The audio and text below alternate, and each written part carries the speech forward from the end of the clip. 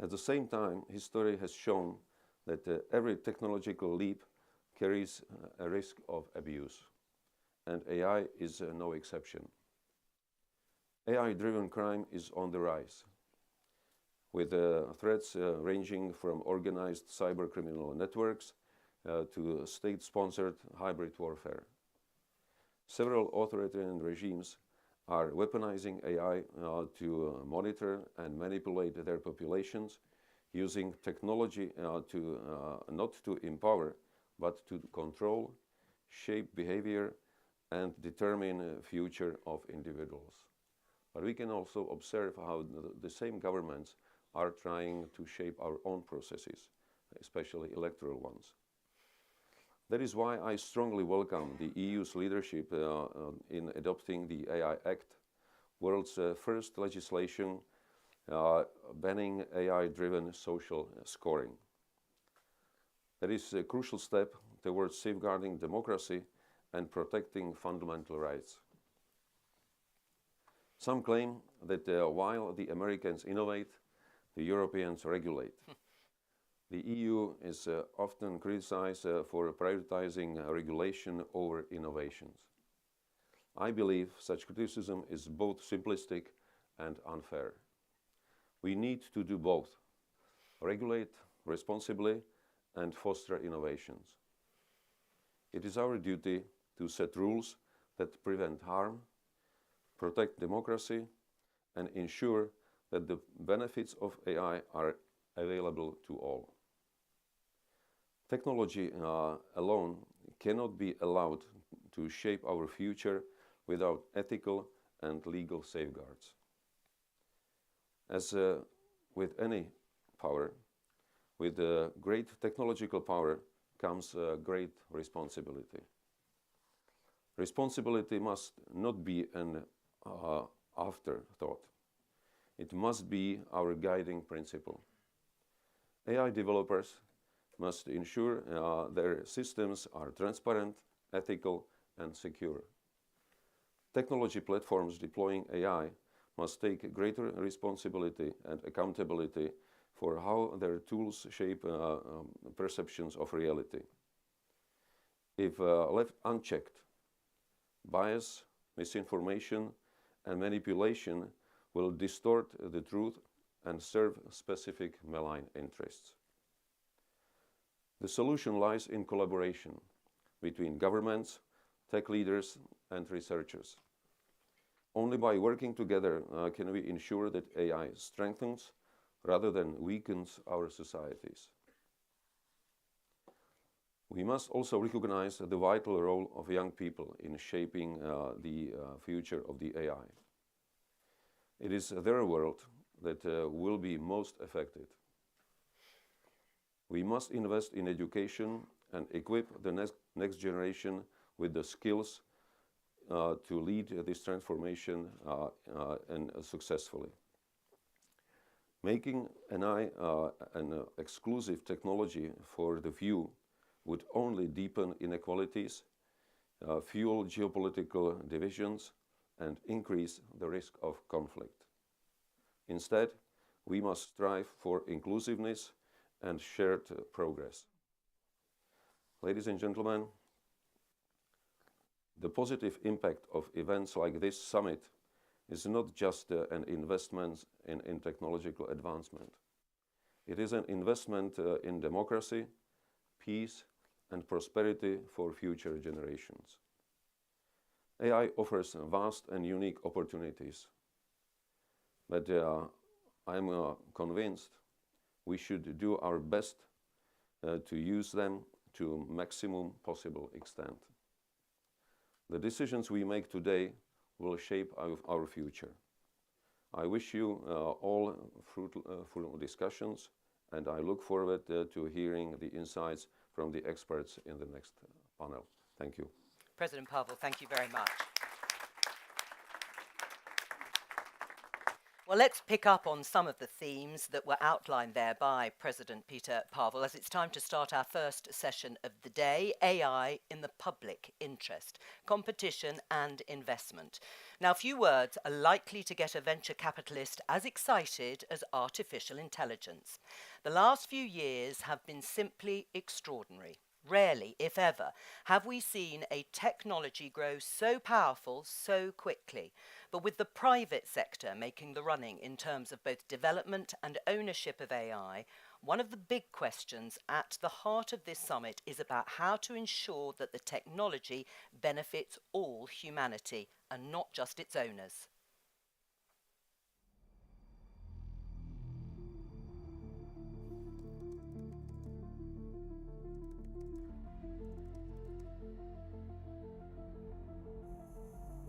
I think it will be able to do anything that any human can do, possibly within the next year or two.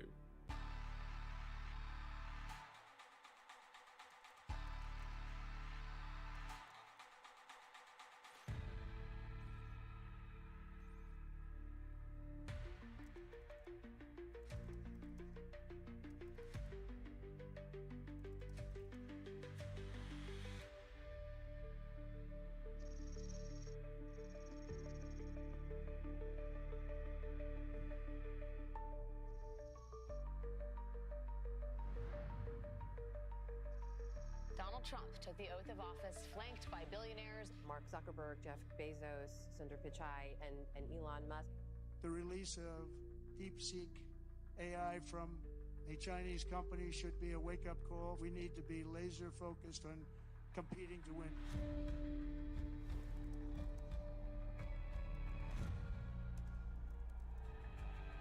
If this technology goes wrong, it can go quite wrong.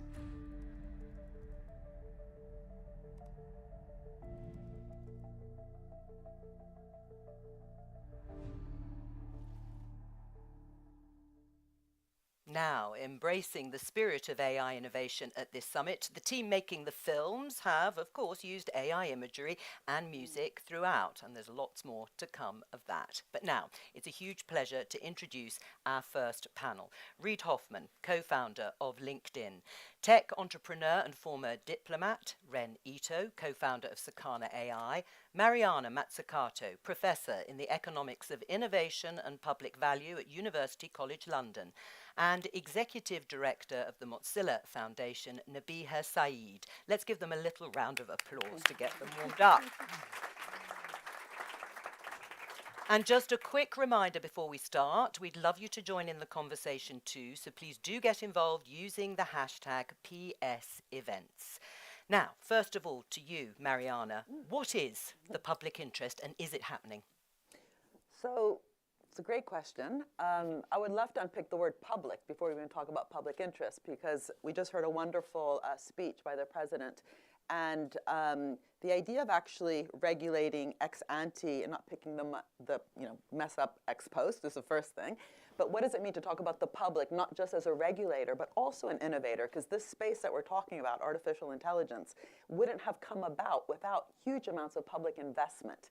And the problem of thinking of the public interest as though the public is just there through government action, whether it's national or global, to make sure it does good, forgets that part of the doing bad has come about through a narrative that the innovation has just occurred in the private sector.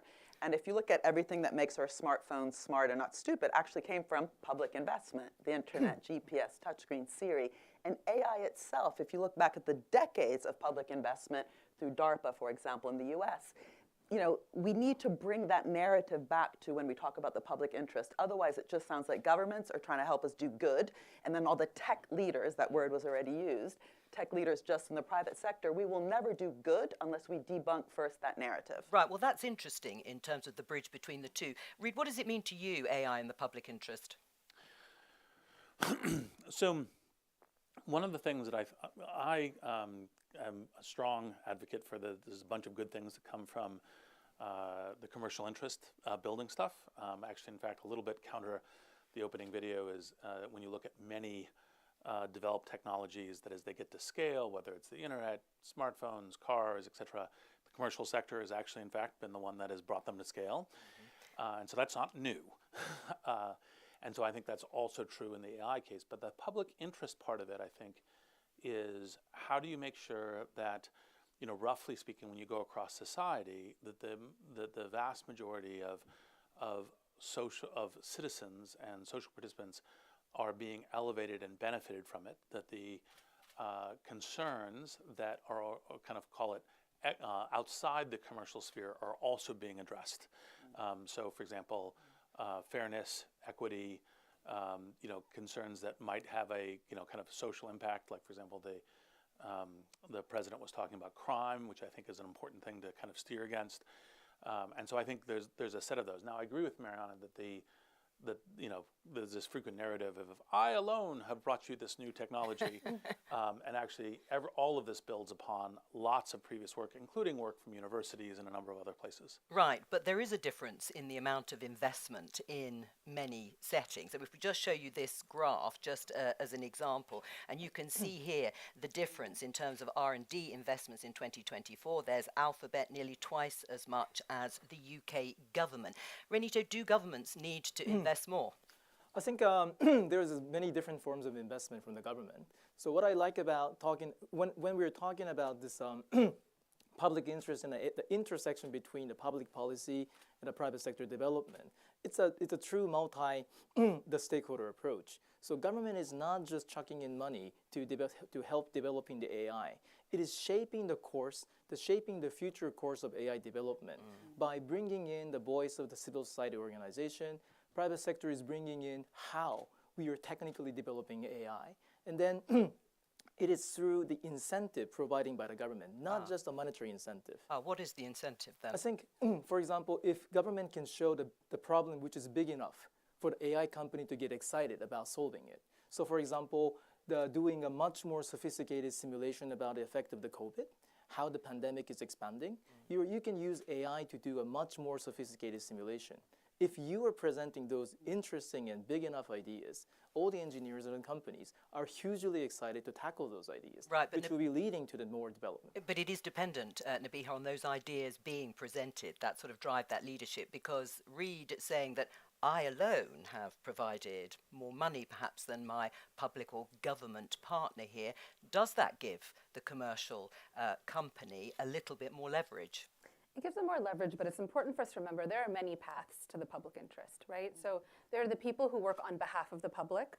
I would argue that AlphaFold and its innovations are working on behalf of the public. Those who are using artificial intelligence to look at climate impact or reduce energy use, they're acting on behalf of the public writ large. But in democratic societies, you need the consent of the governed. You need people to actually have a say, to participate, for those workers whose lives are about to be disrupted to have a chance at reskilling, for people to be educated, and critically, to participate not just in the consumption of AI, because let's be real, for most people, they're more likely to have AI used on them than they are to actually use AI, whether it's Netflix helping you decide what to watch or AI in warfare deciding whether you live or die.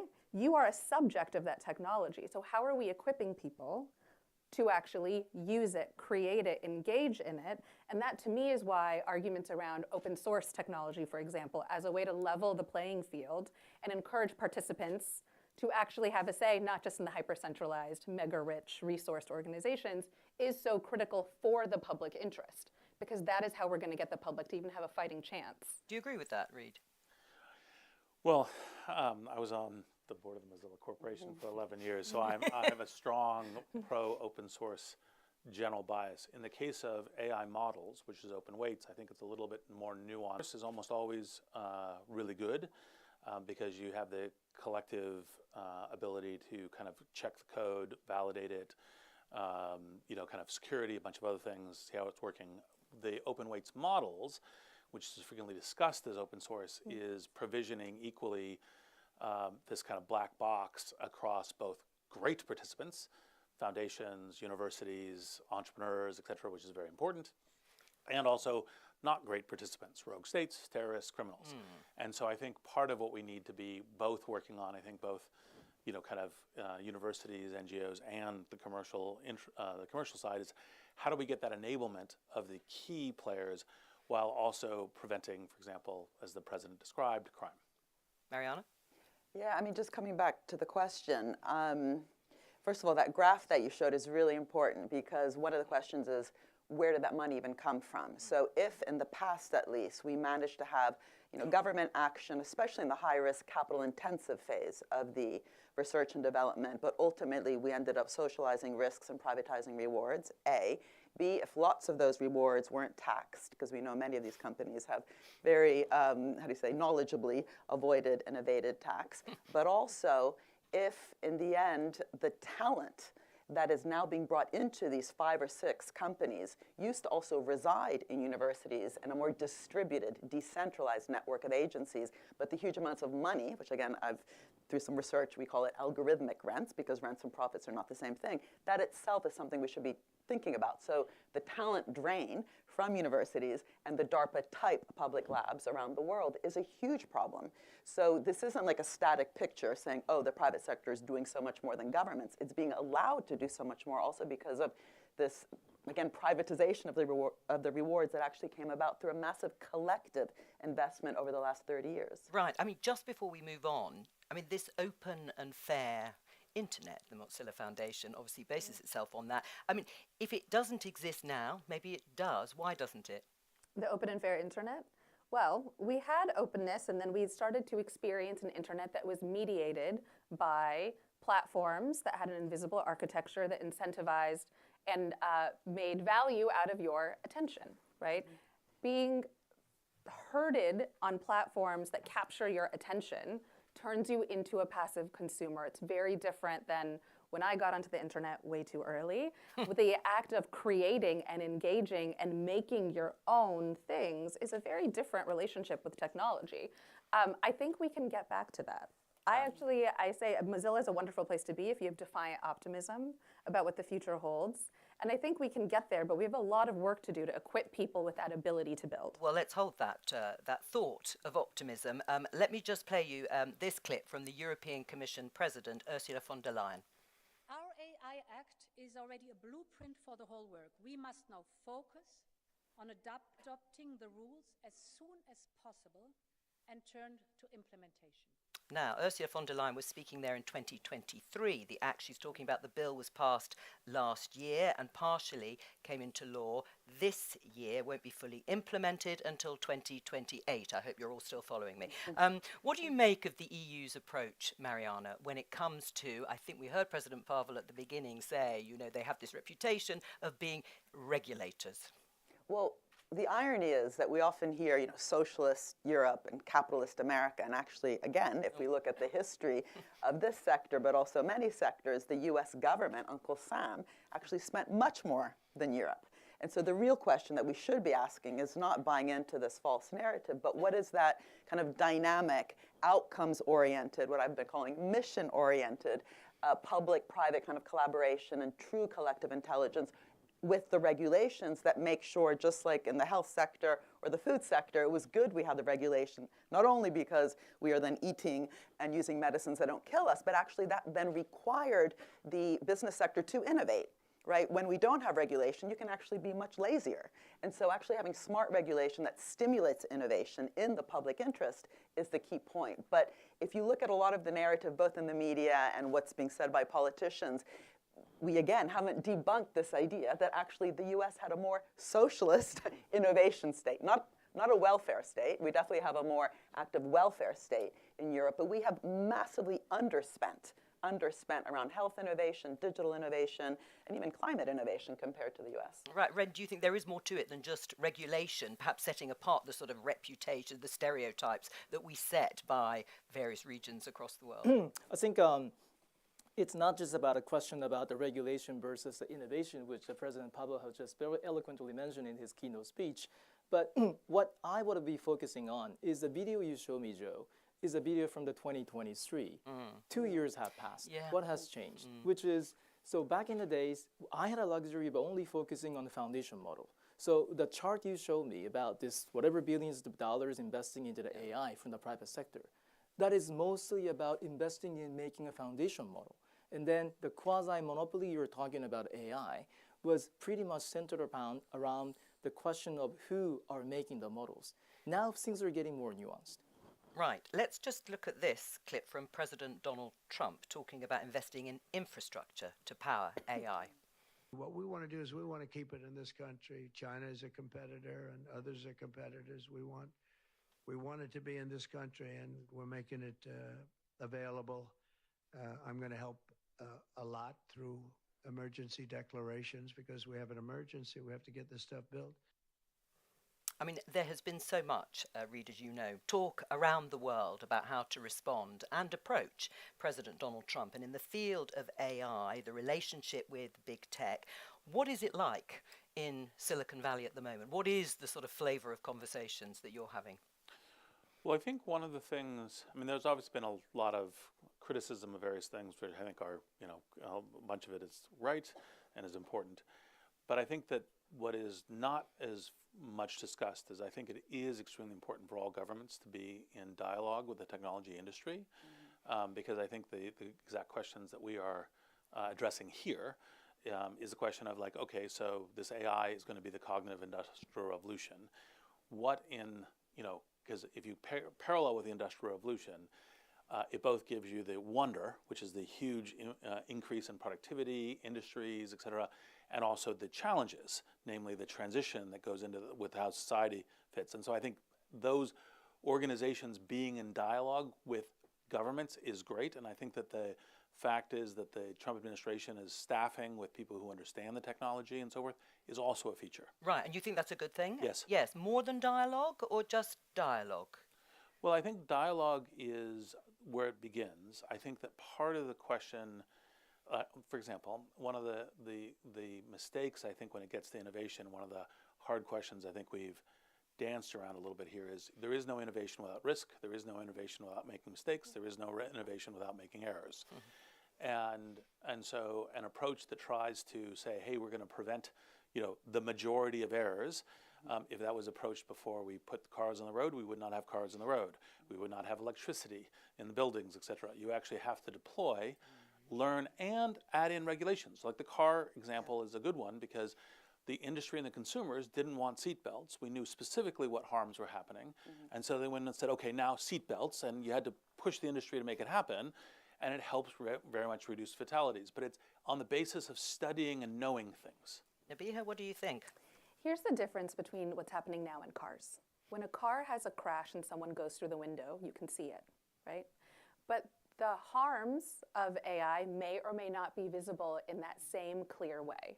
So to me, I think a lot about what are the feedback loops between the harms that are possible and the innovation to fix it, right? Because any harm that you see is actually just white space for innovation, building something better. But how will we see that?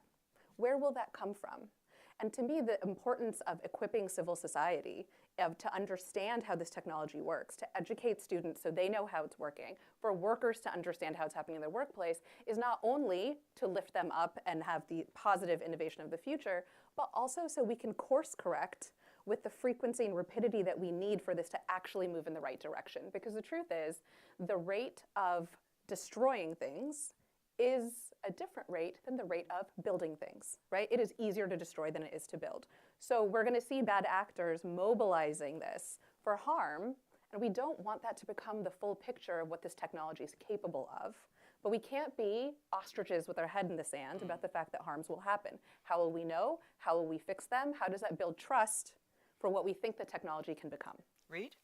Well, actually, broad agreement, not surprising given the Mozilla shared background, but with the question of what you need to do as opposed to saying, hey, for example, some people say pause, stop until we can figure out all of these possible invisible harms, because there is millions and millions of possible negatives, and you don't get the future you want by just trying to wipe out all the negative ones.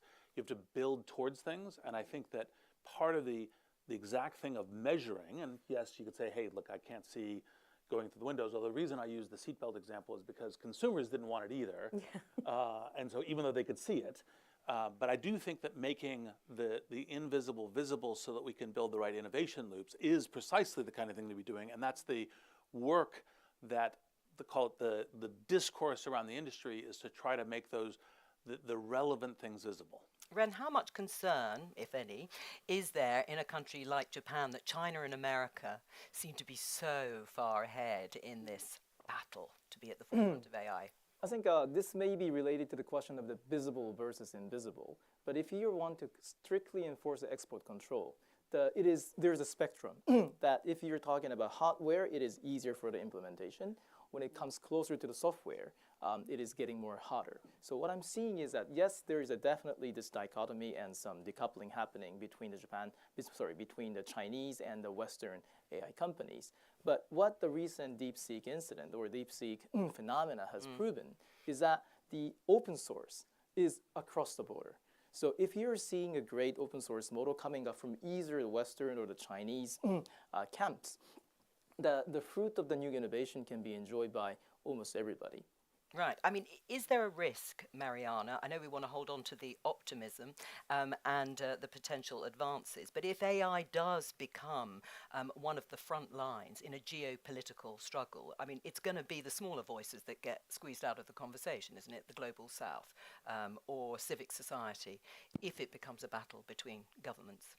I mean, that discussion, by the way, is being had very actively right now, not just in the AI space, but also in the rethinking the Bretton Woods institutions, the World Bank, the IMF, where the global south countries just haven't had a voice. Around climate change, where they are bearing the consequences of a development model in the global north, which then caused global warming. And a lot of these countries are not just vulnerable in terms of paying the consequences, the climate consequences, but just not having the fiscal space because of how we designed the financial instruments, which were often conditional on reducing the fiscal space. So that's a big discussion that goes beyond AI. But this point, I think, about the kind of public and private, because you did put up that graph that we all looked at, I think that's a huge question that we really need to unpick. And what Reid said, which I think is so important, that any innovation will always require trial and error. We allow that trial and error and even glorify it, the risk-taking in the private sector. Just talk to any venture capitalist where they say, for every success there was 8 or 9 failures. As soon as a civil service, mistake happens or a Solyndra happens, forgetting that was actually part of an investment, a portfolio where also Tesla got the same amount of money, more or less. Win some, lose some, then we freak out. And the current kind of ideology that is leading to, not just in the US with I can't even pronounce it, is it Doge? I think we've agreed on Doge. I think it's more of a doggy, but anyway, Doge. That's actually a global phenomenon. I mean, there's a theatrical version of it right now happening in the US, but this idea that the state is only there to fix market failures and not to actually shape and create markets, the idea that any sort of mission-oriented investment, like the ones that got us to the moon, would be crowding out private sector initiative as opposed to actually creating a real direction around all the problems we have around water, around biodiversity, around climate and health, to help lead the moonshots of the future. If we don't get back that confidence, not only to help steer, not micromanage, but help steer and really catalyze that bottom-up innovation like that got us to the moon, but also that fear within the civil service, that kind of risk averseness, which then, not surprisingly means that a lot of consultants will come in, like McKinsey and so on, to, appease that fear of risk-taking. That is a huge battle if we're going to govern this in the public interest. And one big change I think that we should have is that ministries of innovation and ministries of competition need to be much more kind of talking to each other, but also have that,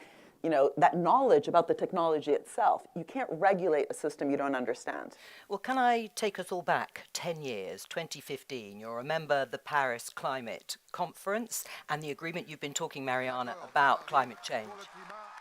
You can see here, and you remember the agreement, groundbreaking agreement that was made. Ren, do you think something similar could happen, if not at this summit, but on AI?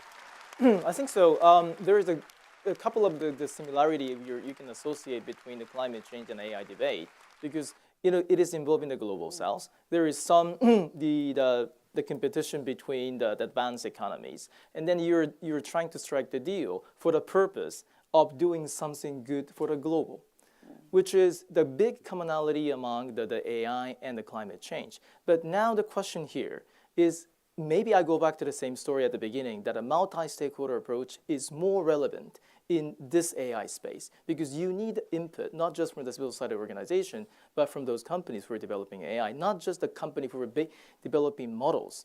The model is just one thing. This is what we were discussing in 2023. But now we are talking about models, how you're connecting models by agent, how the agent is applying for the application. Right, and again, another example you mentioned, I think, COVID-19. There was some collaboration globally, particularly on tech and on vaccines. Again, is that another good example of the same thing that could happen with AI? I think so. In order to get again, making some more stronger connection between connecting the public good or the public policy and AI development is showing some more big agenda, big problem, so that AI development can be more skewed towards solving those problems. Right. If we then go a little bit more sort of micro and individual, Nabiha, what steps would you recommend people are taking? You said at the moment it's probably more likely that AI is used on people rather than them use it. What would you say practically we should do? For the individual or for a nation? For the individual. For the individual. Well, one, understanding what it is, right? That the universe of AI is, in fact, not just ChatGPT, plus I prefer Claude. That there's, that to understand what it is, to understand its risks and harms, I think for an individual, that is the first thing, right? The number of people who don't realize that AI is being deployed into things that you use every day, like Microsoft Office, right? And to understand what that means also allows you to assess the risk of what is actually possible, not only in terms of your data, right? Because, of course, the advent of AI increases the incentives for data capture, which in some contexts is great. At Mozilla, we have a project called Common Voice, which is an open source data set of 200 different languages throughout the world, meaning the creation of a data set to capture linguistic and cultural heritage. That's intentional, valuable, very useful. Extractive data capture, when you just think you're sending something on Microsoft Word, but actually something else might be captured from you, different story, right? Different story. And I want people to operate with that level of granularity around risk and benefit. And here's why. I think when we talk about regulating AI, it's so big, it's so general purpose, that so often it's only principles and values that get surfaced rather than, and I say this as a person who spent more than a decade as a lawyer, so I have a lot of time implementing great principles into actual practicality. The more you narrow something to its use case, to specific values, the better you're going to be at saying, this is the regulation that will actually incentivize good behavior and limit bad behavior. Operating at a broad categorical level of this enormous technology that can be generative and predictive and so many different applications isn't actually helpful. So individuals need to start understanding the breadth of it, its application, their own personal risks, in the areas they work in, the opportunities. And that's a pretty big learning journey. It is. But we can do it. Okay, good. We're going to take some questions from journalists in a moment. But Reid, I wonder if you would sort of wrap up this first conversation with a little bit of reflection. You've been in this business a little while. I don't know exactly how many years. You've seen waves of technological advancement. What do you think you can take from that sort of experience and history, witnessing what's happened in previous decades for this one? Well, I think as technology is growing more and more important, I think the dialogues like this one are important to get a sense of what are the ways that we are trying to both, kind of put an information space around whoever's developing these technologies, including commercial. What are the ways that we nudge it and engage in kind of as we're kind of going down the road and building what is, kind of a partially unknown future, because it's kind of looking through a glass darkly about both, the risks and the opportunities. But I think that the tech companies now, I think more than ever, need to be able to articulate, here's our kind of our belief about what the kind of society needs are, what consumers, what kind of how individuals can participate. Here's how we're acting in terms of building our technology, and in order to have that dialogue of conversation about where we're going, because it's important that the broad interests of society, at least, have a dialogue around it. Can I ask one cheeky question then, since you've sort of broadly raised it? The comments from Mark Zuckerberg, for example, about saying maybe we now need to tilt a little bit more towards more freedom of speech and less censorship. That dialogue, does that involve pivoting one way or another while still keeping the broad principles that are good for society? Well, obviously, LinkedIn more reflects my point of view on these things. And, I think having civil dialogue and kind of a space for that, I think, is incredibly important. And what I would like to see more from the tech industry is less of a kind of a rollback where freedom of speech might mean, anti-vax misinformation or other kinds of things, and means more of a kind of a learning dialogue. And I think that it's important, however you get to the equivalent of fact-checking and other things, that we're innovating in that direction. Thank you. It's time for questions from journalists around the world. Let's have the first one. It seems that the AI competition will proceed mainly between the US and China. But how do you see the potential of Japan and the other regions? Ren, I suppose that's one for you. It's a little bit of an echo of what you and I asked you earlier, but perhaps you would answer. I think let me answer in two layers. The first one is a technical layer, and the second one is maybe the political layer. So the technical layer is that by having both Chinese and American camps developing their own technology, which is having more rippling effect to any country developing their own AIs, especially after the open source is getting huge, especially after the DeepSeek, people started to have a confidence that you can develop and own your own sovereign AI, which is giving a more power and more independent sovereignty to the country which is developing their own AI. But that's another thing to say is that maybe this is where another intersection between the industry and the government. But government can give some very specific use cases to the AI. My biggest frustration when we were talking about use cases now about AI is people are we only have a ChatGPT or Claude for the day-to-day usage.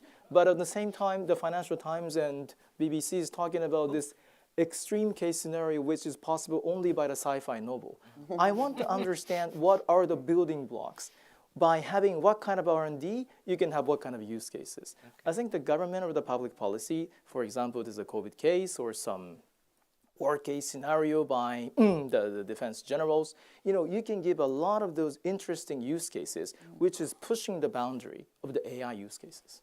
I'm just going to say, there was a time where computers would fill this room, and now we carry one the size of, I lose mine all the time, my phone. It's small enough to carry it around. I think we're at the computer the size of a room stage of AI. And so the burst in innovation that we're going to see globally is something that we should remain humble about, right? One of the lessons of DeepSeek, which is open weights, not true open source, but still illustrated something to us, is that there are going to be surprises here. And I think to be intentional about how we bring in the global south and recognize that innovation can come from anywhere. It's not lost on me that M-Pesa predated Apple Pay by 9 years, right? Innovations can come from all over. And there's innovations now that are making that, traditional barriers like concerns about safety, for example, even easier. Soon we'll hear an announcement, I think, at this summit about Roost, which is open source safety tools that exist, right? Safety being a big barrier for a lot of innovation. So we'll see global opportunity here. We're just going to take the second question, then I'll come to you, Mariana.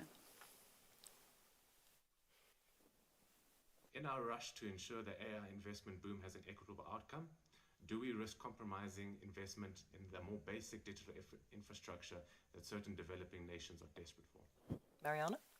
Sure. Oh, I was going to answer also the other one, but they're related. What I find really interesting is that some countries are just obsessing about AI as a thing, as a technology. So industrial strategies will be like, we're going to invest in graphene, in AI, in automobiles, forgetting that actually AI is a general purpose technology that will be central to innovation in all those other sectors as well. And also forgetting a big lesson about the US military industrial complex is that no one actually said, we need the internet, we're going to be internet superpower. They had problems to solve. The satellites had to communicate. The internet was the answer. The Navy needed to know where all the ships were. GPS was the answer. So what are the big problems of our time? And those will, of course, differ between countries.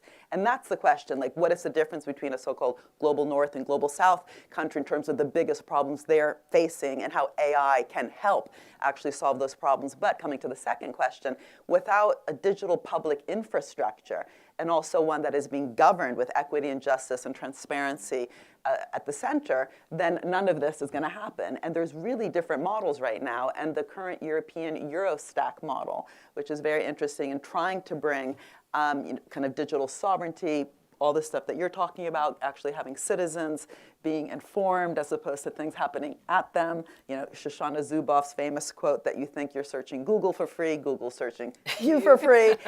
You know, all those issues are critical in terms of how we design the infrastructure. It's not just kind of bricks and mortar. It's a good point at which to close the session. Thank you very much, because we're out of time. Please thank our panel for being here. Reid Hoffman, Ren Ito, Mariana Mazzucato, and Nabiha Saeed. Thank you very much. It was fascinating. We'll be back in just under 5 minutes with our next session of the day, looking at AI and the future of work. To make sure you're not going anywhere, a call went out ahead of the summit for AI projects that serve the public good. Nearly 800 submissions came in, and we're shining a spotlight on 2 of them. Hello. Thank you.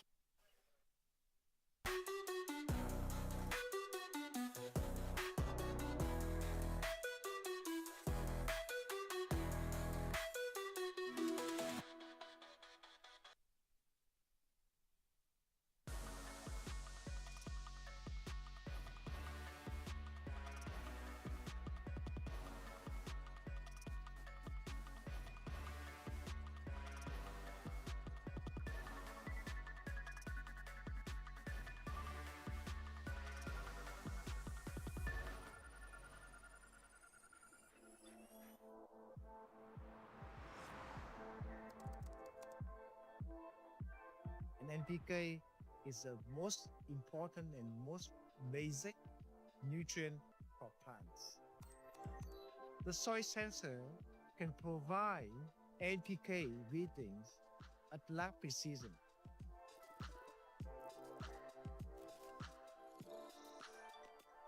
The sensor will be buried under the soil to detect soil nutrient. The sensor will be connected to a transponder that will send the signal from the sensor to a phone that is installed in Farm app.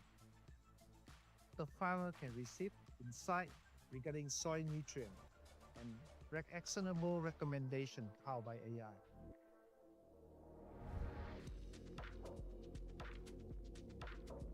We have developed our own algorithm that be able to provide a lot more input in that equation: the local weather, the soil type, the crop, the farmer behavior. With AI power, we can provide farmer with actionable recommendation.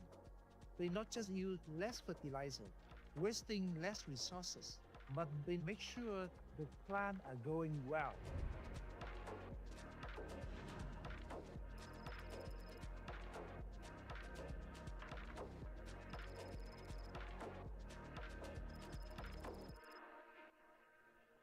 Bringing the technology to remote communities in rural area is a big challenge for us. That's why this AI tool is so critical to overcome both food security challenge and climate change in this century.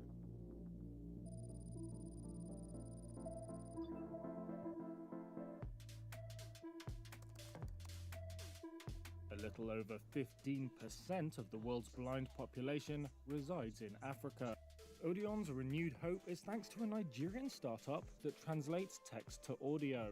Vices is a digital mobile software that uses artificial intelligence technology to help the visually impaired and blind to read books independently and confidently. Vices works by scanning text of books using optical character recognition technology and text-to-speech technology, and it converts this captured text to audio output for the visually impaired user to listen to. Welcome to Vices, your gateway to accessible reading. Enjoy immersive audiobooks. In addition to reading text, Vices also has some interesting features such as color and objects and a scene scanning feature.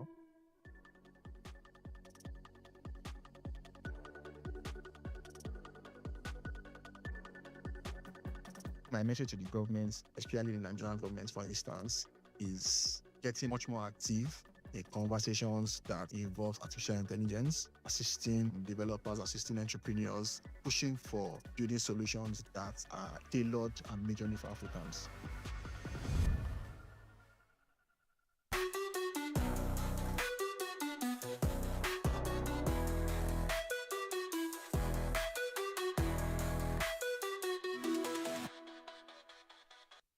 Hello, and welcome back to the AI Action Summit, brought to you by Project Syndicate.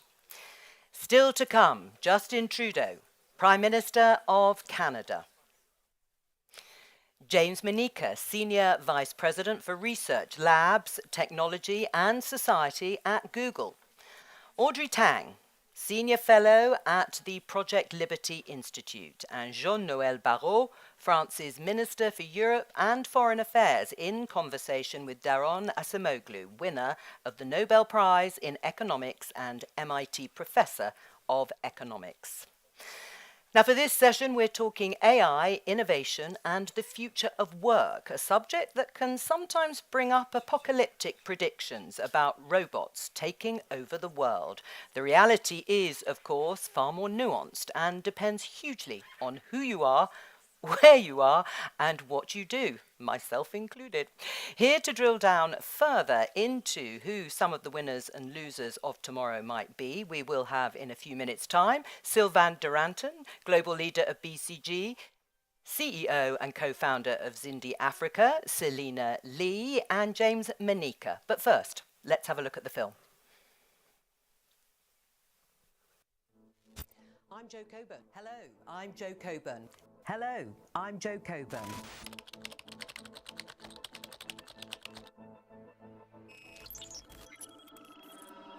Hi, I'm not Jo Coburn. I'm her digital replacement. Artificial intelligence newsreaders are already used all over the world. Hello. Hello, everyone. Warm greetings to everyone.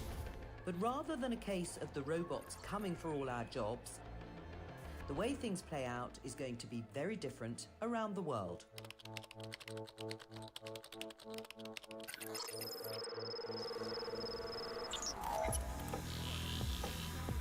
In Japan, with its aging population and low immigration levels, AI could fill labour shortages.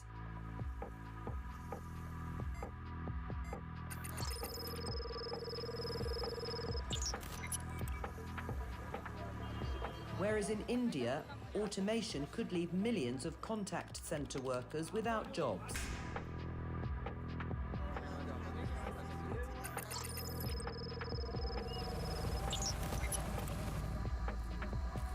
AI has huge potential to help some of the world's poorest farmers, improving crop yields and boosting productivity.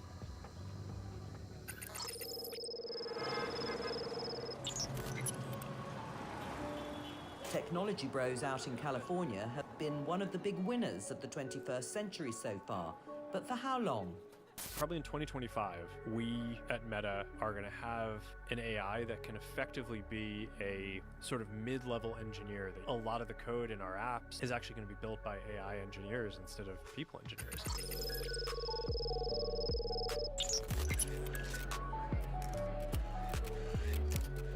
AI is quite likely the fastest evolving technology the world has ever seen.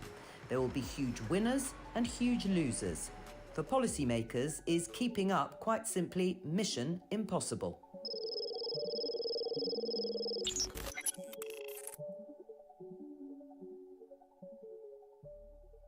Now, for those of you who are extremely observant, you may have heard my voice through parts of that film, even as a potential future British Prime Minister. I found it all slightly disorientating, I should say, but fascinating. We're waiting for our third guest, but in the meantime, let me introduce our guests who are here for this discussion, which is about AI and work, the possibilities and presumably the risks and concerns. Sylvain Duranton, Global Leader of BCGX. CEO and co-founder of Zindi Africa, Selena Lee, and James Manika. Hello again, welcome. Currently President for Research, Technology and Society at Google and Alphabet, and also the co-chair of the UN High-Level Advisory Body on Artificial Intelligence. Let's give them a warm welcome.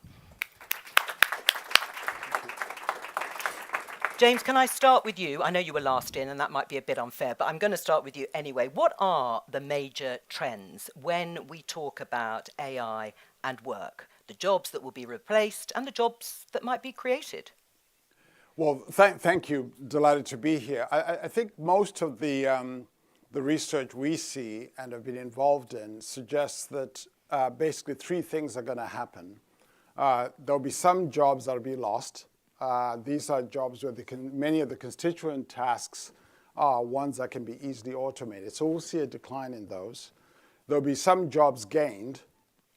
These are either new jobs that will be created, but also demand for existing jobs that will actually go up as a result of the effects of AI and automation.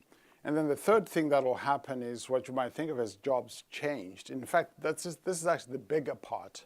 This is the amount of jobs that will change because AI is complementing how those jobs are done, and so those jobs will change. We actually think the estimates that I've seen in some of the research suggest that as much as 2/3 of jobs are actually going to be in that category of jobs changed, where the augmentation effect is going to be quite substantial. What sort of timescale are we talking about broadly here? This is looking at, say, the next decade or two, which is about as far as you can think about in terms of the kind of research that informs this. Right. Sylvain, can I get you to look at this graph that we are going to show? You might recognize the research. It's from BCG. It suggests frontline workers in Global South regularly use generative AI more than in the North. Why is that? There's much more enthusiasm. If you look at this survey and this study we did, there's much more enthusiasm on Gen AI than in the Global South than in the Global North. I think the reason for that is people see this as an opportunity rather than a threat. And if I look at our own business, we are recruiting a lot in Africa. We are seeing a big community in Africa. Things are moving super fast in this part of the world. And I know there are concerns, and I hear in many panel discussion, let's be careful of increasing inequalities, in the world using Gen AI. I'm definitely super positive because what I can see is that Gen AI is enabling to attack what I think is one of the things which is most unfair in the world, which is educational rent. And through AI, you have people who cannot code, who can do part of the job of the coders. You have people who have not done medical and medicine studies who can do some of these activities. You have people, which are trained to do things they could not do. You can use AI and you have service to do that at scale to learn how to speak English. And if you're in some parts of Africa or some parts of Asia, learning how to speak English for $10 per month, it's absolutely outstanding to get to new opportunities. So I think, in a way, this is the end of some of the rents we've been living upon, and I'm super optimistic of the outcome. So you see it as a great leveler in that sense, potentially? Yeah, I do. Selena? Yeah, exactly. I mean, I'm the CEO and co-founder of Zindi. We're the largest platform for data scientists and AI developers in Africa. And when I saw that graph, it sparked something in me, because what we've seen in the community, what makes, in some ways, the talent that we find in Africa unique is just the level of motivation, problem solving, just motivation to pick up the next tool. Oh, there's a new AI tool. Okay, I'm going to try it no matter what. Well, that is interesting, that they're actually grabbing the opportunities more in those parts of the world than perhaps here. I think that's the case. So you mentioned that I was co-chairing the UN high-level body. One of the things we did was to look around the world and got lots of input from, obviously, governments and other research. And one of the general trends within that was that generally the Global South was actually a lot more optimistic about AI than the Global North, which is interesting. But I think on this particular point about jobs and skills and who finds this interesting, I think you see some of that even in the developed economies. So often people who have had either no access to expertise or experience are actually getting more benefit from using these tools than those who do. So I think this point about it changes the dynamic and because a lot of people have had few opportunities. Either the barriers have been either expertise, education, or experience. And so if you look at some of the studies that have come out of Stanford and other places that suggest that often lower skilled workers using these tools actually do really well. So there's some work by Eric Brynjolfsson and others, and even the work by David Otter at MIT that also suggests this. So this has the potential to actually be uplifting for people who haven't had access to expertise and resources and skills. I mean, one of the fears that is often expressed, and particularly in the UK when they're talking about lack of investment, just broadly, is that if companies are smart, they'll invest in AI. That will mean, or automation, and that will mean people losing those jobs, and where do they go and what do they do? So you've got many economic theories on what will happen to jobs, and recent one with Acemoglu, by the way, which is bringing some light into that. If I move away from economy, which is not my field, but if I just look at business, we've recently surveyed close to 2,000 business leaders in the world to know where they stand with AI and what's going to happen with job and all of that. 7% foresee a decline of their workforce. 7%. Okay. Okay? 8% are netting out with the ins and outs, and the rest, more or less, stability. So I think the tsunami of layoffs and all of that has been commented, at least they're not saying. You could say business leaders are always a bit shy to talk about restructuring and all of that, but in that same survey, which is 100% anonymous, 75% were saying we don't make any money out of our AI investment, showing that they were not shy in their answers. And that's also what we see in many situations. And I think, James, you said it. Once employees are, I would say, under steroid, amplified, whatever, using AI, they became much more productive, much more value add, and hence it's making them do more things. And one example in the call centers, which is quite staggering, you go to call centers, you deploy AI, you automate part of what the people do. You see also automate some full calls sometime, but you see at the same time more customer satisfaction, more employee satisfaction, and some of the tasks that were not profitable to do because the likelihood of a commercial success with an outbound call was low, is now becoming profitable because people can work much faster and much smarter. So it's not the case that we are seeing the start of a big layoff tsunami. Right. I mean, is that a scenario you recognize? Exactly. I think that, there was a lot of doomsday sayers in the beginning of Gen AI, and while there's not one study that really tells us definitively, it seems like there's a consensus in what I've seen that there isn't the tsunami that we expected. And I think that one of the ways, or one of the frameworks that I find useful that might start to understand this is that there's, when we look at a difference between replacement and disruption, and also a difference between, but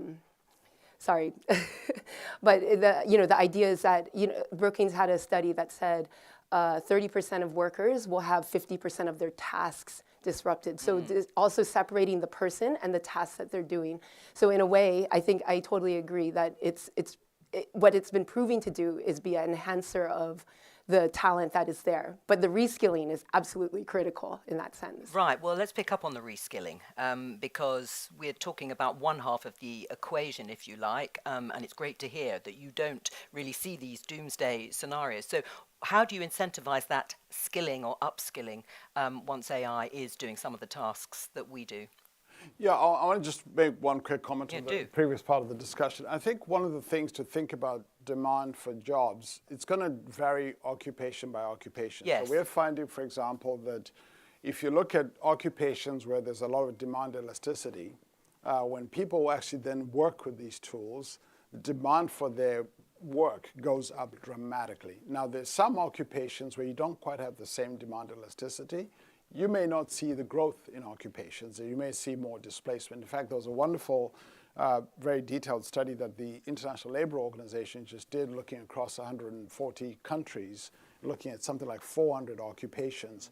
And the net result in that work was that something like the augmentation effect was actually 6 times the displacement effect, but the picture varied a lot, occupation by occupation. Well, give us a flavour of the occupations. We're all dying to know in our occupations, are we still going to be in jobs, James, in 5 years' time? No, so take occupations like the one that's often cited in these studies, radiologists.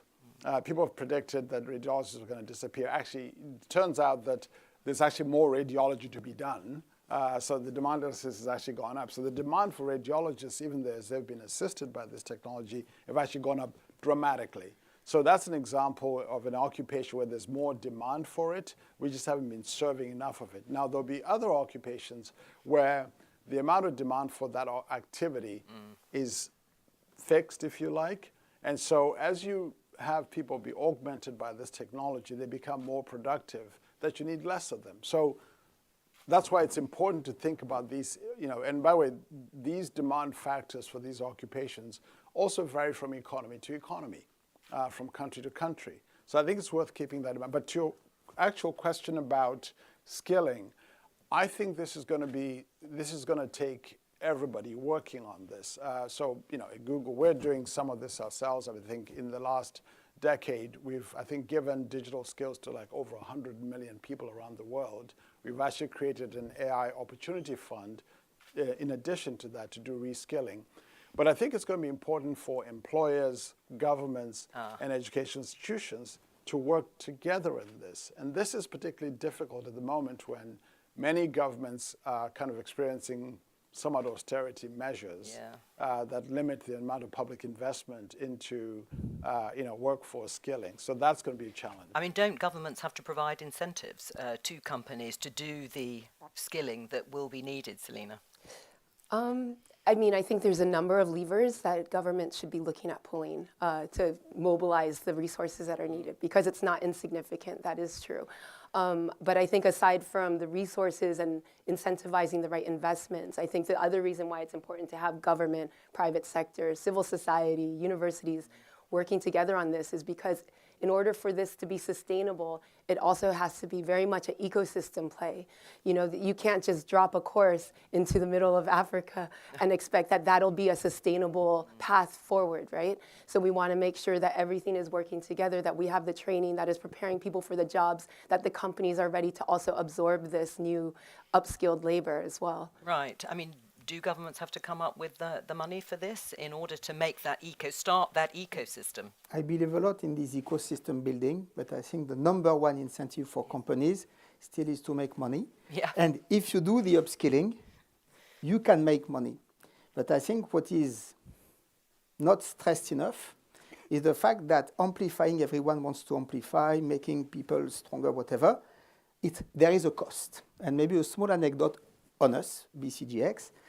We were super early to deploy GitHub with our software engineers. We have more than 1,000 software engineers. We were super happy, 85% super happy to use GitHub. No impact on productivity, zero, double zero, okay?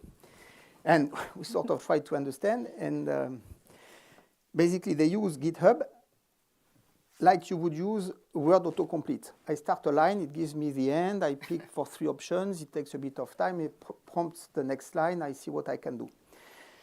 Then we said, okay, there's more to do with that, and we also started some work with Clarent on that. And in the end, we have a way to get to 2x productivity on our own software engineers. But to do that, we need a coach who knows exactly how to change the way people work, because it's not like I just autocomplete. It's a different way to think about user journeys, spec development, coding, testing, and all of that. We need one coach for one squad, call it 10 people, for 4 weeks. Okay. And we have 3,000 people. Okay. So the big cost is not the GitHub license, it's the cost of amplification. And if you do not do that, you don't amplify anyone, and you just make the software companies richer. Interesting. Yeah. I was going to add that I think your commentary is spot on. Incentives matter here too. One of the examples to look at is if you look at most economic systems in most countries, we've created enormous incentives for companies to invest in capital. They get capital, capex write-off, R&D incentives. There's a lot of firepower in terms of incentives to invest in those kinds of things. If you compare the amount of incentives set up for companies to invest in human capital, they're much less. So this is, I think, one of the things that's going to need to change, which is how do we create incentives, equivalent, not instead of, but equivalent to the kinds of incentives we give companies to invest in capital, to also invest in reskilling. I think this is particularly important. While, at some level, companies like Google, we can do these things. If you're a company in say, the retail sector, where the average tenure of your employee might be 6 months, think about whether, to what extent are you going to invest in skilling when you've got that kind of tenure on the job? So I think the role of incentives in some sectors is going to matter a lot. Right. Well, I mean, how will companies, smaller companies or farming, how are they going to manage that sort of transition, Selena? So the transition into using AI. And to be skilled their workforce if, as you say, they're more insecure, it's more transient, it's sort of short-term contract. I mean, I think right now we're talking about companies skilling their own teams and their own employees, but I think it's a much broader conversation, right? It's something where the general public needs access to these types of skills, no matter what job they're in. I mean, we've had people on the Zindi platform who went from being a chef into the AI space and now working as a machine learning engineer, at a big company in South Africa. So we don't want to just say, okay, within the company. So I think, just like I said, this whole ecosystem has to be lifted. I think I want to say something about the upskilling, though. Like this, this AI revolution is opening up two different angles that we have to pay attention to in upskilling. One is, yes, retooling the people who are working in marketing, the attorneys, everything. The accountants can use AI tools in different ways. I mean, just as you were saying, they didn't know how to use GitHub to its optimal. So how do we do that? But then secondly, it's also opening up on the other end a whole new set of careers that didn't exist before, building the AI solutions. And so that's also where we need to invest in as well. Right, Sylvain, you're nodding in agreement. That also needs to be a focus. Moving, as you've said, Selina, from one occupation into an AI space. Yes, I think, and there will be broad use of AI, and we are seeing in some parts of the world, in Southeast Asia, for instance, a lot of independent farmers starting to use AI solutions for, to just do better their farming and increase the yield on their crop. Just wanted, James, on what you said on the incentive. I completely agree. I think it's super important, especially in Europe. I think in Europe, it's trying to avoid disincentive to employ people and to work. There were some talks about taxing robots. Why not? I don't know. But I think in any case, to your point, I think thinking through the rebalancing of capital versus human capital in terms of tax could be something that would be very important, because we have to defend jobs, and amplified and very productive jobs. Yeah, one of the things that is exciting, though, is that one of the remarkable things about this technology, unlike previous digital technologies were always historically thought of as what's called skill-biased technical change, meaning the more educated, high-skilled workers got the most out of it in terms of their jobs. This could reverse that. Do you really think so? Think about what level of training do you need to be able to interact with an AI model? Very little. You can describe things in ordinary language, and then you can get the tools to do these extraordinary things. So the barrier to use these tools is much, much, much lower. In fact, it might even reframe the question: what do we even mean by training, actually? Because a lot of these tools don't need a lot of kind of formal training in the way that we've thought about training before. I think that's an opportunity. Okay. So I think the more we can also even just think about how to drive adoption by both, workers using these tools. I think, in some ways, the workforce that's at risk is the workforce. People are not at risk from machines. I think people are at risk from people using machines, if that makes sense. Yes. Right? So I think the workers who are going to be using these tools are going to be a lot more productive than those who don't. Oh, wow. You heard it here first, very briefly, and then we have to finish. Selina, go on. Well, I just want to go back to the other part of the builders of the AI solutions. Yeah. And, I think you're totally right. Sometimes when people ask me, do you use AI? But it's like, if you use software, if you use LinkedIn, if you use your Gmail, you are using AI every single day. So I think the key is that you're right, like people are using software that is powered by AI. So how do we make sure that that software is geared and adapted to the specific context of the market needs in any context? And I think that, in my experience in Africa, the software isn't always adapted to that specific context, right? So we want to make sure that the builders of those solutions, of the software, of the products, understand the market. And the best way we can do that is by diversifying the people who are building the AI solutions. So much to think about, and we could go on, I know, but we can't. Please thank Sylvain Duranton, Selina Lee, and James Manika for joining us. It is all we have time for this session, but there is still lots more from us today. Still to come, Justin Trudeau, Prime Minister of Canada, Jean-Paul Barrot, France's Minister of Europe and Foreign Affairs of France, and Daron Acemoglu, Professor of Economics at MIT and the winner of last year's Nobel Prize in that field. But for now, we're going to take a short break and come back in about half an hour. Bye. Thank you very much. Thank you. Chloe, thank you for the work Thank you're you. doing. Thank you.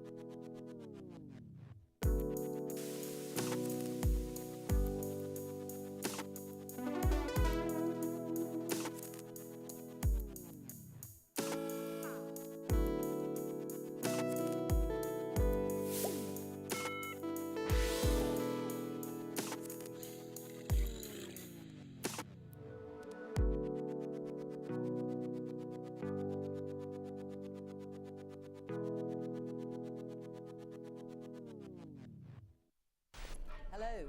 Hello. Hello and welcome. We're live in New York City for Climate Week. This Project Syndicate conference today with some great speakers. We're coming together to discuss a topic no less important than the future of life on Earth. We've just entered what is the decisive decade.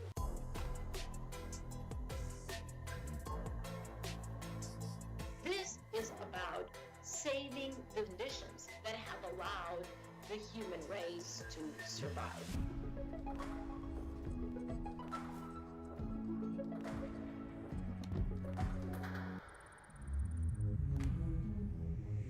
The World's Green Recovery from the Pandemic is the centre of a virtual conference which will feature speakers from across the world. It's time to open up the floor with questions from journalists around the world.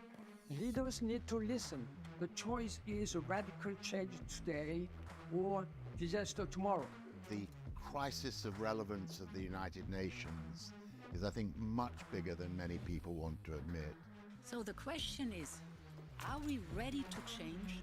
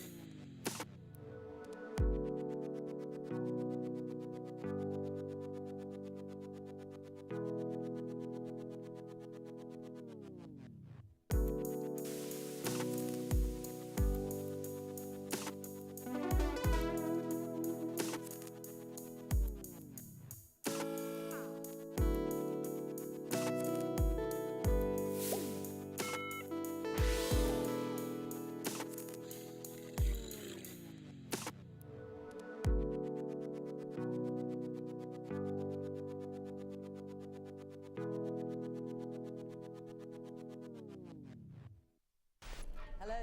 Hello. Hello and welcome. We're live in New York City for Climate Week.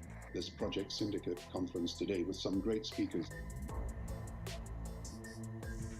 We're coming together to discuss a topic no less important than the future of life on Earth. We've just entered what is the decisive decade.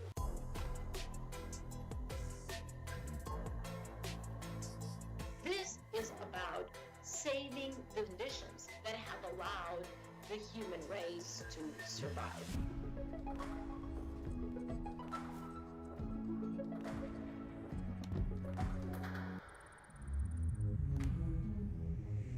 The world's green recovery from the pandemic is the centre of a virtual conference which will feature speakers from across the world. It's time to open up the floor with questions from journalists around the world. Leaders need to listen. The choice is a radical change today or disaster tomorrow. The crisis of relevance of the United Nations is, I think, much bigger than many people want to admit. So the question is, are we ready to change?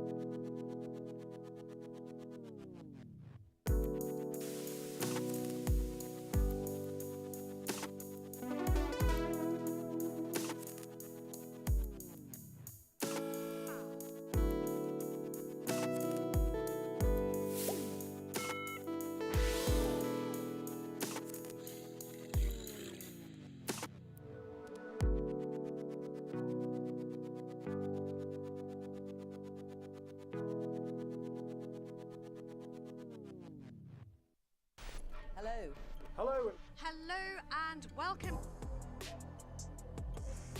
We're live in New York City for Climate Week. This Project Syndicate conference today with some great speakers. We're coming together to discuss a topic no less important than the future of life on Earth. We've just entered what is the decisive decade.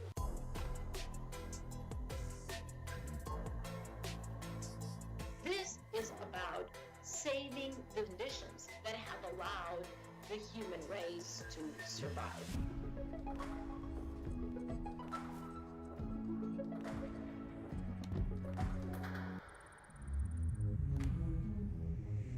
The world's green recovery from the pandemic is the centre of a virtual conference which will feature speakers from across the world. It's time to open up the floor with questions from journalists around the world. Leaders need to listen. The choice is a radical change today or disaster tomorrow. The crisis of relevance of the United Nations is, I think, much bigger than many people want to admit. So the question is, are we ready to change?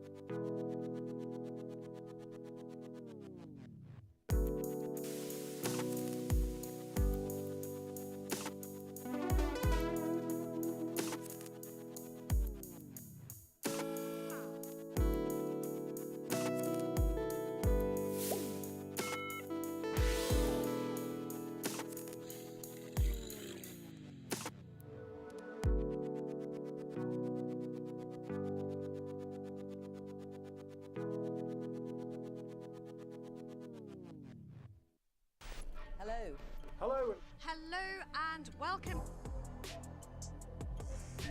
We're live in New York City for Climate Week. This Project Syndicate conference today with some great speakers. We're coming together to discuss a topic no less important than the future of life on Earth. We've just entered what is the decisive decade.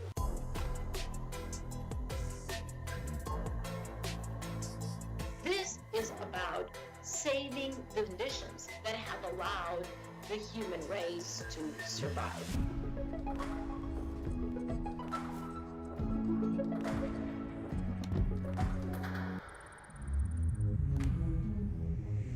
The world's green recovery from the pandemic is the centre of a virtual conference which will feature speakers from across the world. It's time to open up the floor with questions from journalists around the world. Leaders need to listen. The choice is a radical change today or disaster tomorrow. The crisis of relevance of the United Nations is, I think, much bigger than many people want to admit. So the question is, are we ready to change?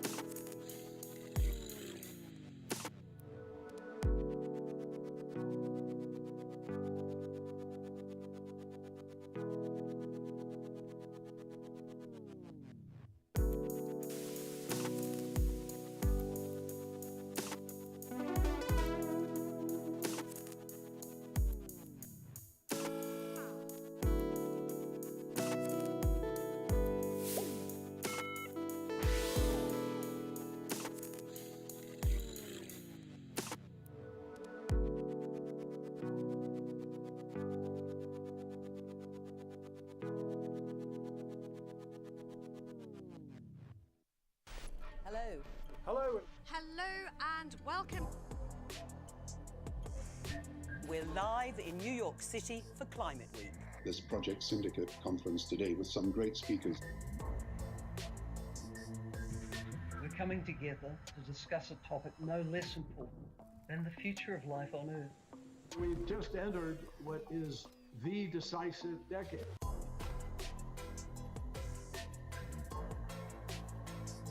This is about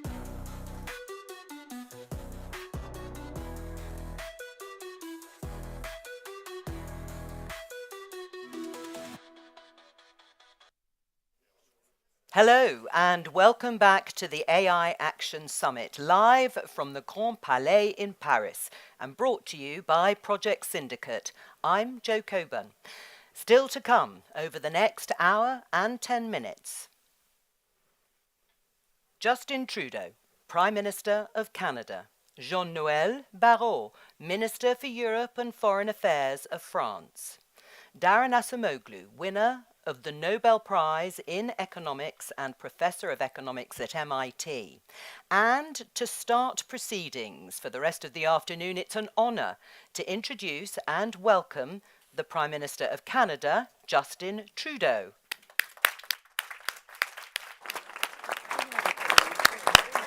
Merci. Bonjour tout le monde. Je veux d'abord remercier le président Macron et le peuple français de nous recevoir ici chez vous. C'est toujours un grand plaisir de rendre visite à nos cousins de l'autre côté de l'Atlantique. Ce sommet, c'est la culmination de nombreuses années de travail. En 2018, la dernière fois que le Canada a présidé le G7, j'ai choisi de rassembler nos partenaires autour d'une vision commune de notre rôle dans le développement de l'intelligence artificielle. Et c'est justement sur le leadership de la France en 2019, lorsqu'Emmanuel assumait à son tour la présidence, qu'on a concrétisé cette vision. L'année suivante, la France et le Canada ont lancé le PMIA. Hier, j'ai d'ailleurs eu la chance de m'adresser aux exceptionnels scientifiques, chercheurs, entrepreneurs, leaders de la société civile et membres d'organisations internationales qui, au sein du Partenariat mondial pour l'intelligence artificielle, travaillent pour assurer un développement responsable de l'IA et bâtir la confiance qui est nécessaire pour que les technologies atteignent leur plein potentiel. On est à un moment crucial du développement d'une technologie qui transforme déjà nos vies. On le ressent ici à Paris et ça m'enthousiasme profondément.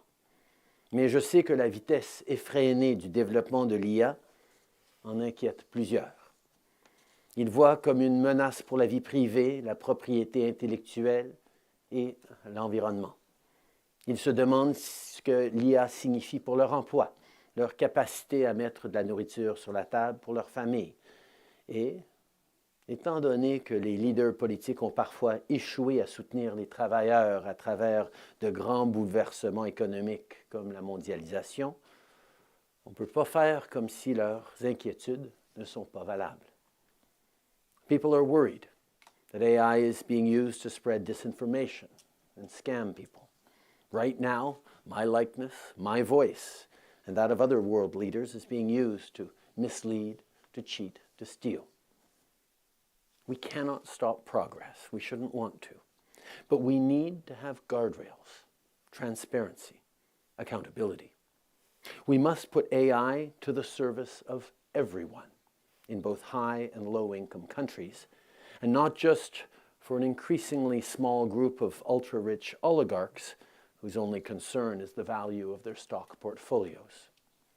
We must put the middle class at the center of AI, and AI in service of the middle class, allowing people everywhere to work smarter, not harder, to do more with less. Businesses must grow faster along with their employees, instead of doing the same thing they do now, but with fewer employees. We must go beyond imitating what builders, creators, and artists already do so well. We need to make sure that the profits, the power, the benefits that come from this new technology are fairly shared. We've already seen the anger and division that grows when people feel they're left out of progress. We, governments, the private sector, and civil society need to think responsibly about how AI is shaping the world. We cannot let AI pollute social media with empty slop and cunning disinformation. We cannot let it grow even more the rifts within us, rifts that are already so deep between the haves, the have-nots, and the have-yachts. We cannot let it drive our citizens further towards cynicism, populism, hopelessness, and hatred. AI could unleash the potential of every human being to contribute, to create, to positively impact the world around us, but only if we choose to shape it that way. We, leaders in this room and around the world, have a choice to make. And that choice is being made now. Not 5 years ago, not 5 years from now. Now. If we don't meet this moment, our children, our grandchildren, and great-grandchildren will judge us harshly for it. Now, AI is certainly, speaking from experience, a challenge for policymakers. Adopting new legislation can take years, but even if it takes mere months, chances are it may be outdated by the time it comes into law. And of course, we do need to avoid the kind of heavy-handed regulation that stifles innovation and progress. But that's why we need to work in partnership with all of you, companies, researchers, scientists. That's where the leadership of the world's 7 most advanced industrialized economies is so important.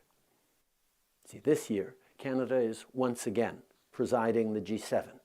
And once again, AI will be on the agenda, with 3 pillars this time: powering it, adopting it, and sharing it. First, G7 leaders will be working to make sure we have a plan in place so our economies have access to clean and reliable energy to power AI. And on the flip side, find ways to leverage AI to find and create new power sources, improve efficiency, and build more flexible and reliable energy grids. Second, on adoption, we'll be working to empower leaders like you to drive further economic growth around the world, which means ensuring that workers, that small and medium-sized businesses also benefit from AI's technological infrastructure and innovation to improve their productivity, enhance their competitiveness, and create more and better jobs for everyone.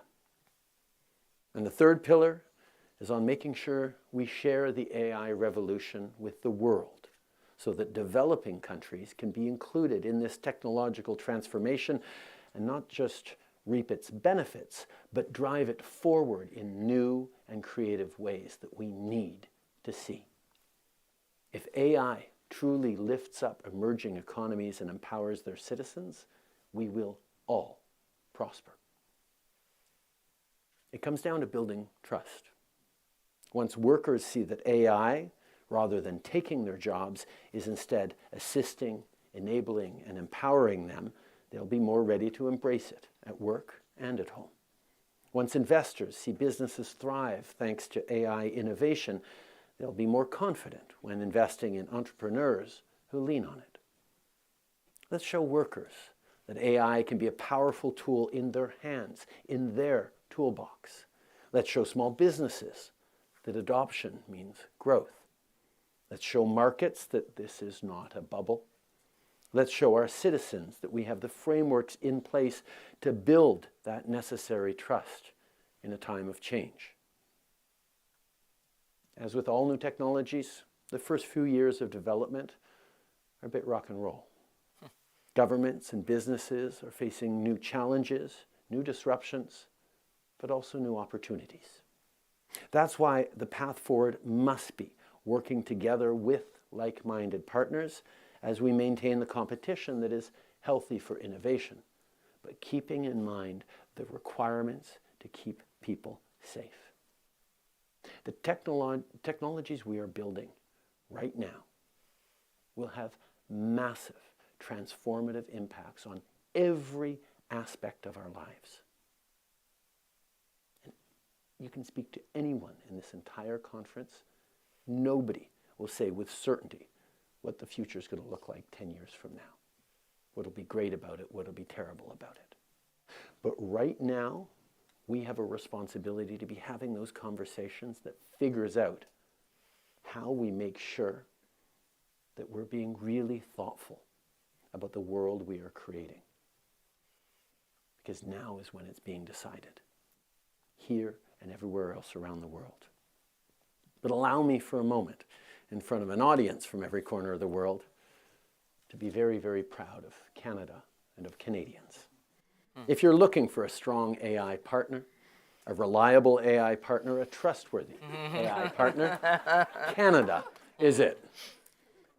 We have renowned academic institutions, innovative businesses, prolific tech incubators, and the best educated workforce of all OECD countries. We're home to brilliant minds like Yoshua Bengio, Jeffrey Hinton, and Rich Sutton, and innovative businesses like Cohere and Erudi.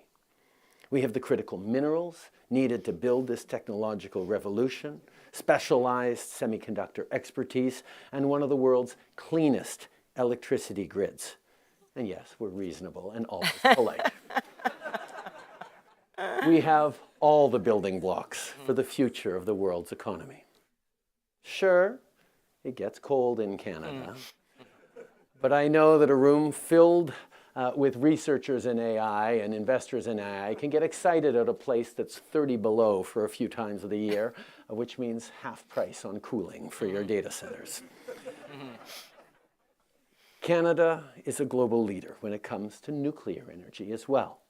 From vast reserves of high-quality uranium to top scientists and nuclear engineers to the practical expertise that comes with large-scale operations and innovation for decades.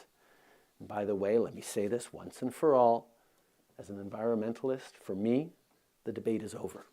Large-scale nuclear reactors must be part of the solution for the future, because if we're not willing to embrace nuclear now, then coal-powered AI from other parts of the world will shape the coming decades for the worse. Si je vous dis ça, c'est pas juste pour vanter tous les mérites du Canada. C'est pour illustrer les résultats de choix stratégiques qu'on a faits pour bâtir une économie qui est prête pour le futur. Tout ça, c'est pas arrivé par accident. C'est arrivé parce qu'on a cru au potentiel de nos travailleurs, entrepreneurs et innovateurs. Parce qu'on a investi et on va investir pour les appuyer. Comme on l'a fait dès 2017 avec notre stratégie pan-canadienne en matière d'IA, une première dans le monde. Malgré tous les défis auxquels on fait face, je suis profondément optimiste quant à l'avenir de l'intelligence artificielle. L'IA est déjà en train de révolutionner le monde de la médecine en aidant à diagnostiquer des patients et à trouver de nouveaux traitements et en développement de nouveaux antibiotiques capables de s'attaquer aux bactéries résistantes aux antibiotiques. L'IA peut améliorer l'efficacité de nos chaînes d'approvisionnement et de nos entreprises grandes et petites. Elle peut faire de même avec les gouvernements et améliorer les services rendus aux citoyens à un moment où la confiance dans nos institutions est plus importante que jamais. Elle peut nous permettre d'éviter le gaspillage alimentaire, rendre nos professionnels plus autonomes et compétitifs. L'IA peut même nous aider à surmonter le plus grand défi auquel on fait face comme espèce, les changements climatiques, à condition qu'elle soit elle-même alimentée par des énergies vertes. Si on fait ça comme du monde, l'IA peut améliorer la vie de chaque citoyen et élever leur travail pour refléter leur plein potentiel, pas juste dans les pays avancés, mais partout dans le monde. Mais pour ça, nous devons tous être responsables et penser pas seulement au court terme ou à l'immédiat, mais aux conséquences de nos choix, de nos inclusions, de nos algorithmes, de nos recherches, qui vont avoir un impact profond pour les années à venir. Mais bien sûr, quand je rencontre des gens créatifs et innovateurs qui sont en train de bâtir cet avenir, c'est impossible pour moi de ne pas être optimiste et même inspiré. Il n'y a aucun doute que si on travaille tous ensemble de façon raisonnée et raisonnable, de grandes choses nous attendent. Dans les mots du président François Mitterrand, c'est une citation que j'ai toujours trouvée un peu plutôt lapalicienne, mais apte, il y a toujours un avenir pour ceux qui pensent à l'avenir. Merci beaucoup. Thank you all. Have a good panel. Merci beaucoup.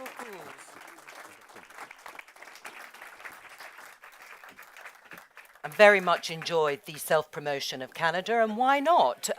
Thank you again to Prime Minister Trudeau. And as we heard from the Prime Minister, I mean, there are so many issues to talk about. He talked about responsibilities of governments and how empowering AI can be. But there are challenges too. And one of the big issues here at the summit is AI and sustainability. The technology uses huge amounts of energy, some warn dangerous amounts. But on the flip side, artificial intelligence could well be one of the most necessary tools in the fight against climate change.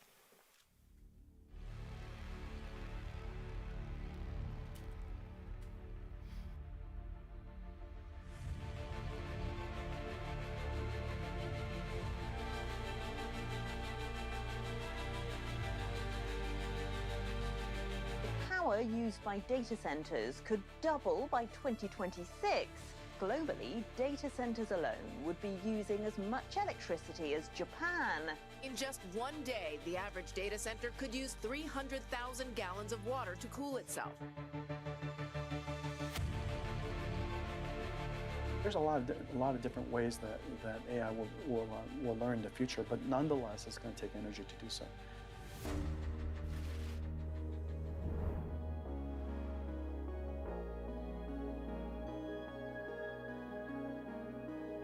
The big breakthroughs come when AI teaches you about material science, like, okay, I can make a solar cell without using silicon, helping you with that fundamental design of the green product.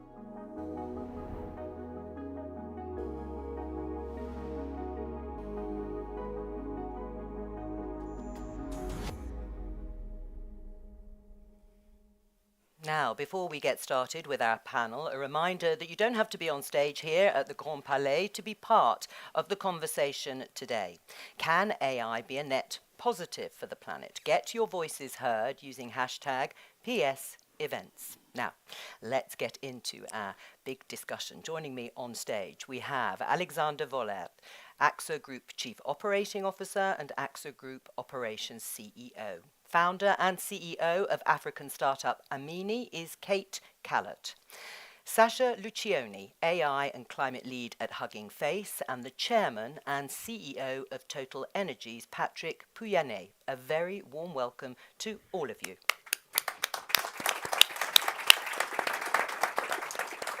Sasha, I'm going to start with you, just to give you a little heads up, but let's take a look at a clip I think we can show you now. If you look at electricity use in Ireland, 21% of it is used by data centres, which is a massive amount. When you look at water use, each one uses between 500,000 litres and 5 million. It's expected these data centres will consume a third of Ireland's electricity by 2026. Fears of rolling blackouts has led to an unofficial moratorium on new data centres in Dublin until 2028. You've spoken out in the past about Ireland limiting data centres. Why? Because it's becoming a sticking point. It's becoming really a point of tension between citizens and data centres. And I mean, 21% is an extraordinary amount. And I think that we have to spread the load a little bit. We have to distribute it and not concentrate it in places where, citizens are pushing back. Right, because Alexander, AXA research has suggested that the power consumption of computing could in 10 years account for 60% of all energy produced. That has implications for climate change, but also far beyond. Absolutely, and every company as a responsible member of the economy and society wants to reduce carbon footprint. But while we're reducing it by 2025 by 20%, for information technology and communication technology, it increases by 10% only for our remit. And I think that's quite a challenge, and we're just at the beginning of an exponential pickup. So there is more to come, and we have, of course, to control that in a better way. Right. I mean, Patrick, what concerns are there in the energy industry about the potential needs of AI? We know that today these data centers represent 2 to 3% of the global energy demand. By 2030, there are different analyses, but it's probably triple, double to triple, so 4, 5, 6%, which is a big increase because at the same time, I remind you, because of climate change, we are all driving for controlling energy consumption, in fact, to be more efficient. So, and in fact, the reality is that the main challenge for us is that these entrepreneurs, they want immediately, tomorrow morning, this energy to be available, you know. So they want it available today, they want it reliable, and they want it also affordable, because price is of essence, always with energy. And sometimes they can forget the sustainability part of it, because the rush to energy could lead, for example, we have listened last 10 days ago to the speech of the new president in the US, these big data parks, you know, where you will put together behind the meter some data centers and factories of gas-fired power plant, obviously, will be source of more CO2. So that's a challenge. And to combine, in fact, so the urgency, I would say, there again, with the capacity of the industry to deliver this electricity, knowing that we face in the world, I would say, some issues sometimes with the grid's reliability. So it comes at a time we are also transitioning the way we produce electricity, and so it's an additional challenge. But of course, for us, it's a new market, so plenty of opportunities as well to develop new ways to produce and efficiently this electricity. But when that tension is there, you call it a challenge, and it is a challenge. Will sustainability and reducing our carbon footprint be put to one side in order to get the sort of reliable, affordable streams of energy while AI is being developed? Sasha? I think that if we keep adopting this approach of hyperscale data centers, of having to do 1 gigawatt, 10 terawatts in a single place, then of course what Patrick says is true, because you need a concentration of energy that's in one single spot and a huge amount of it. And of course, renewables struggle with that because they tend to be, I mean, it's not the same. You can't just, for example, data centers typically need a lot of energy round the clock. And with renewables, of course, that can be hard. But if you start doing distributed compute, if you start spreading the load a little bit without putting pressure on a single point, then you can use, I mean, a more green mix of energy, maybe not 100%, but at least you can have different energy sources for smaller amounts of compute, in given places. Right. One of the conversations, Kate, I was having here in Paris last night was about water. Yeah.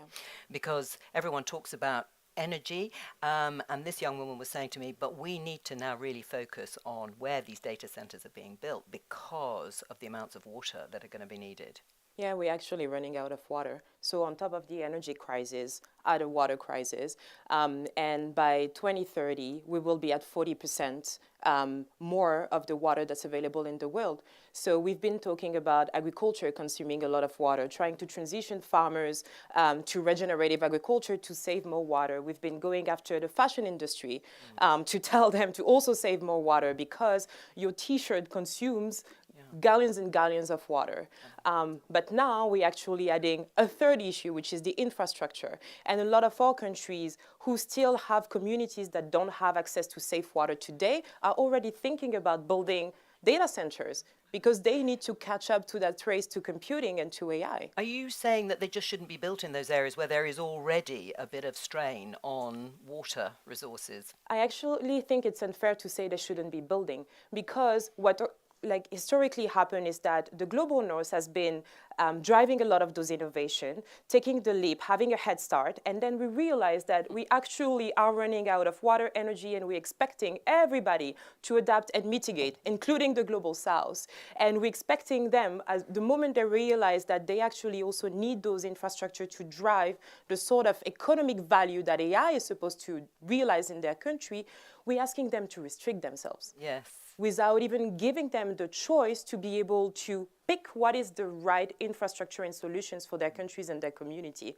So I do think we have an opportunity. We always talk about leapfrogging in renewable and clean energy in the global south.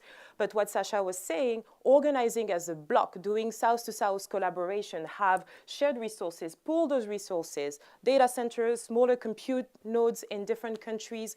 And I think it's an opportunity to create a new blueprint for the global south. Yep. Do you welcome that? Yeah, 100%. Yeah, but I think you can water, cooling data centers is of primary importance. But we are moving from technologies. We can forget water. We can go to air. We can go to specialized liquid coolings. For example, TotalEnergies, my company, we have today really innovating in proposing some different liquids rather than water. So we can be optimistic. Of course, if we want immediately we'll use a lot of water, but we should avoid it. It's like for electricity. Let's look to innovation to bring to these data centers the energy and water they need, or liquids, cooling systems they need. Alexander? There is a part, I think, that also as, on the demand side, as customers, so to speak, we can influence. We can influence the way, we also encourage frugal AI, so making sure that it's becoming more efficient. And we have just seen recently, Mistral is a nice French example, but we have also seen with DeepSeek, in the way you craft AI, you can do it with less energy. And the second is, you don't always need to have and use an LLM for a very simple question. So there is a lot that we can still optimize, and we're just at the beginning.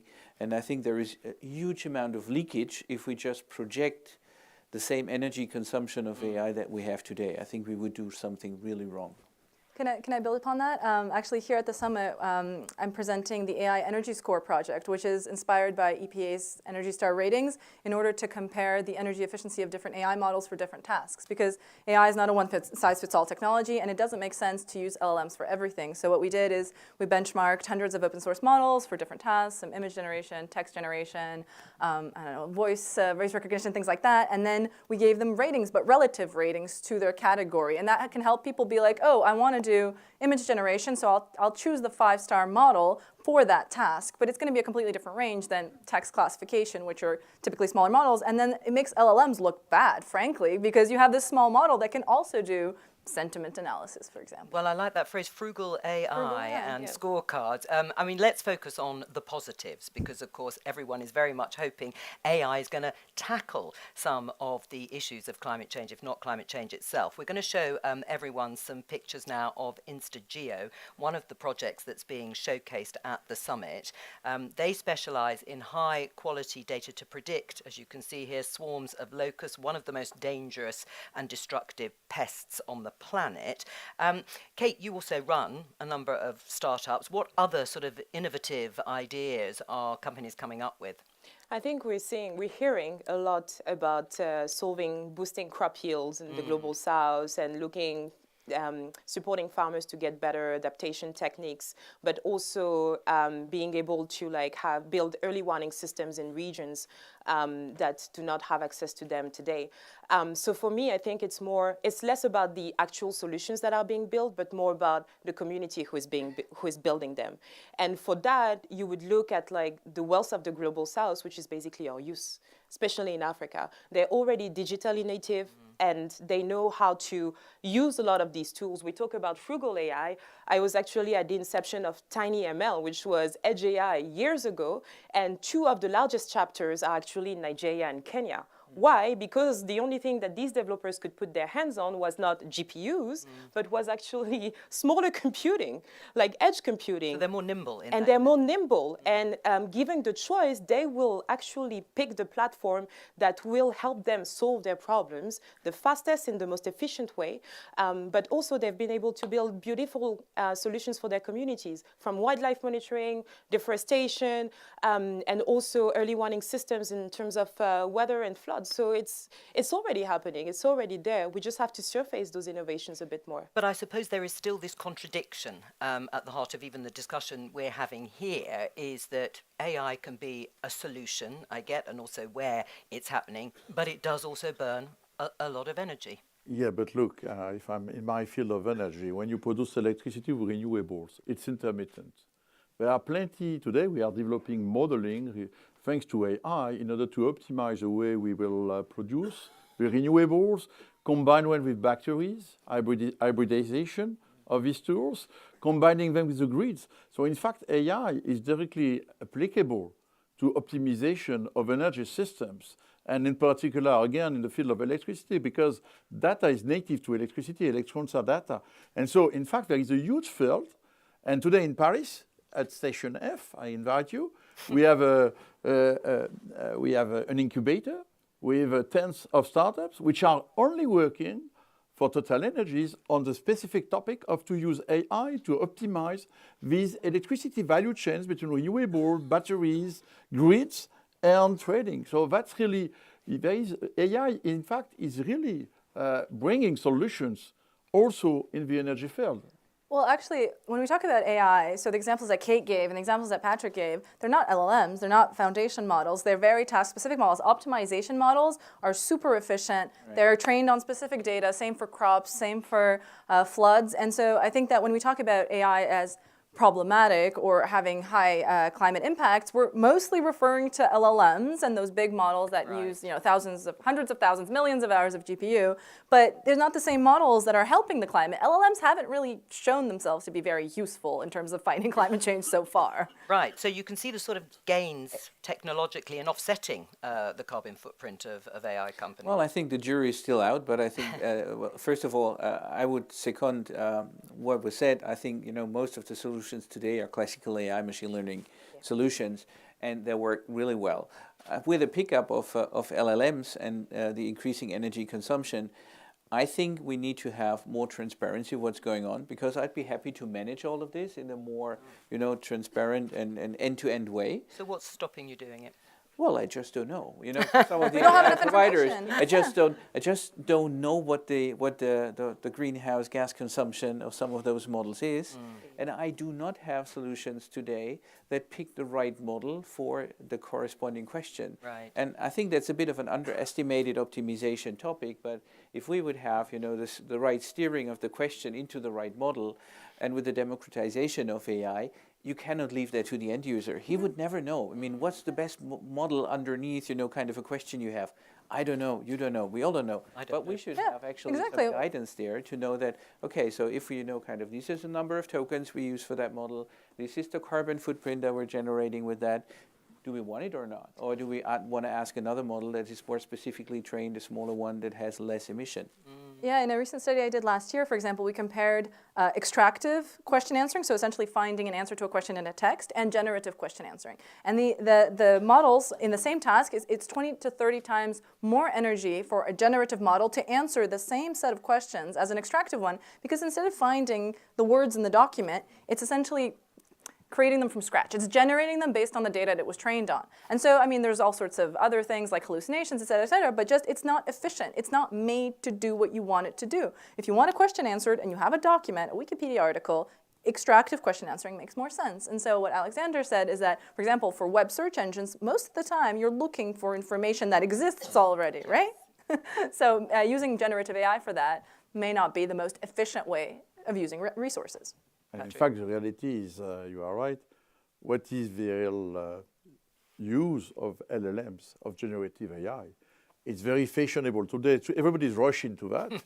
We see some nice examples, but fundamentally in our companies, I fully agree. In fact, we need more specific AI, more machine learning.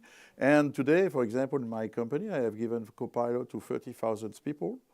And this year, we will make a survey to understand how do they use it. Why is it useful? It's fun, maybe, for sure. And so we are today going through all of them to try to understand what is real added value. And so I think that we are just at the beginning, and the mistake might be to believe that we go to a big Manhattan plan, that we need to cover the planet of data center for LLMs. And in fact, we might discover in a few years or even months that in fact there are other ways to answer to this point. And honestly, the news coming from China, we like it or not, we have to take it into consideration. If really they are been able to develop a generative AI, maybe cheaper, with much lower consumption, then that's changed a lot. What this debate that we have What was today. your reaction to hearing that? I think it's possible. Well, I think it's clearly possible. They used a lot less energy for training, I mean, reportedly. But when you use the model, I mean, the first studies have shown that it uses more energy because it's doing chain of thought, which generates more text. Instead of saying, whatever, Susie has 5 apples and Tommy has 6, it's going to give you the whole explanation of why it came to that answer, and that actually uses more energy. So maybe we kind of solved part of the training issue, but if everyone starts stuffing chain of thought models into interfaces, right, and chatbots and whatnot, I think it would make things worse, honestly. So therefore, at balance, I think if we have, if we use all the optimizations that we have in today's energy production, and leverage AI to optimize it, in the end, we might end with a positive balance. At the same time, the whole kind of spatial AI is right around the corner, and this will pick up, computer power, but also the need for energy even further. So, it's a bit of a race, I think, that we are in, and the only way to win the race is we need to have transparency. How do we win the race? How do we win the race? I think over the past 2 years, we've equaled AI to generative AI and foundation models. Right. So everything is about building the biggest models, billions of parameters, but also building the biggest supercomputer in the world. Actually forgetting that AI is a tool. Technology is a tool, it's not an end, it's a mean to an end. I need to optimize for a specific problem I'm trying to solve, and therefore I need to focus on efficiency. And I think we'll see about the research, but what DeepSeek has created, especially for the developers in Africa, is a little bit of a confidence boost because they didn't have access to those GPUs. It shows that other ways of doing things is possible, right? You don't have to brute force it in order to get results. So it didn't have to just be the US, for example. I mean, interesting. On that point, Kate, I'm going to show everyone this graph. If you have a look at it, it shows individuals using the internet. Okay, it's from 2023, but you can see 67% in the world, 37% in Africa. I suppose people might be thinking, gosh, a third of people don't use the internet across the world and 2/3 in Africa. What might that mean? You've spoken about the positives, how nimble the Global South and Africa could be. They're encouraged by the opportunity, perhaps, of DeepSeek sort of jumping ahead. But what does that mean in terms of leveraging AI? That reminds us that the digital divide is still real. Yeah. And it's becoming an AI divide, a compute divide, but the root cause is the digital divide. And now you're thinking that a lot of those large language models are trained using scrapping data from the internet.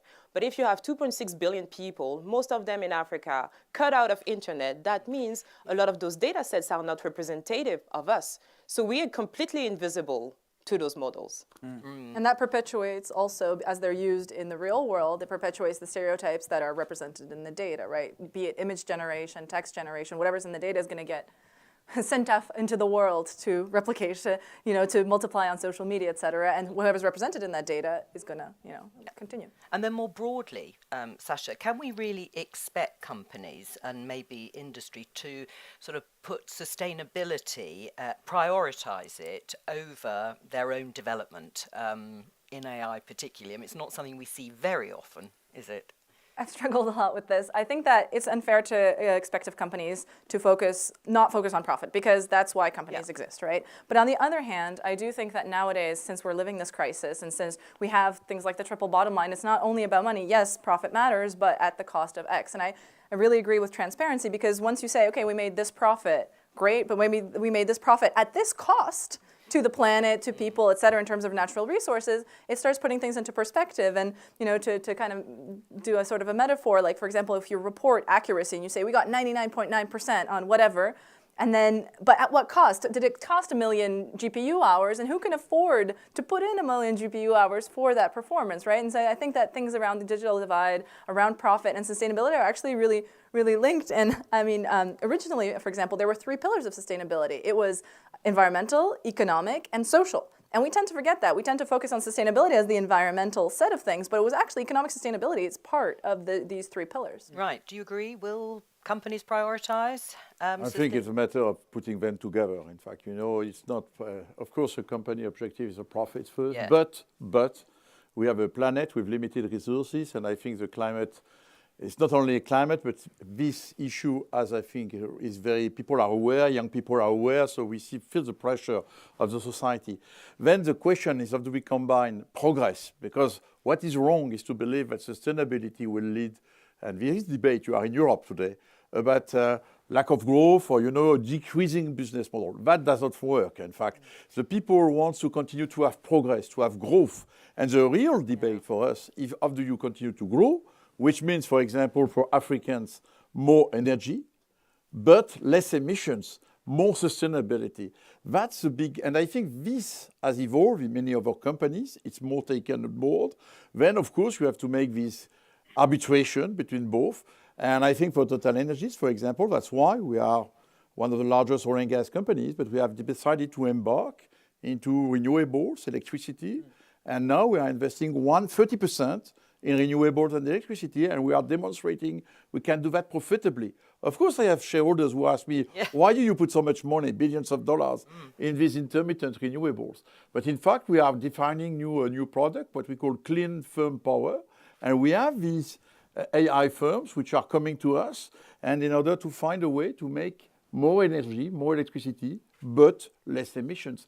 That's what we need to be able to do together. Alexander? Yeah, and on a company level, I still believe we have a responsibility on our own. I don't need a regulator telling me that I should start working on sustainability. We have started that already 2020. We have also in terms of procurement with all our providers and vendors, clear targets in terms of decarbonization for the next years to come. You're going to stick with those targets? Well, actually, that's one of our keys, one of the key selection criteria with which companies we want to work for.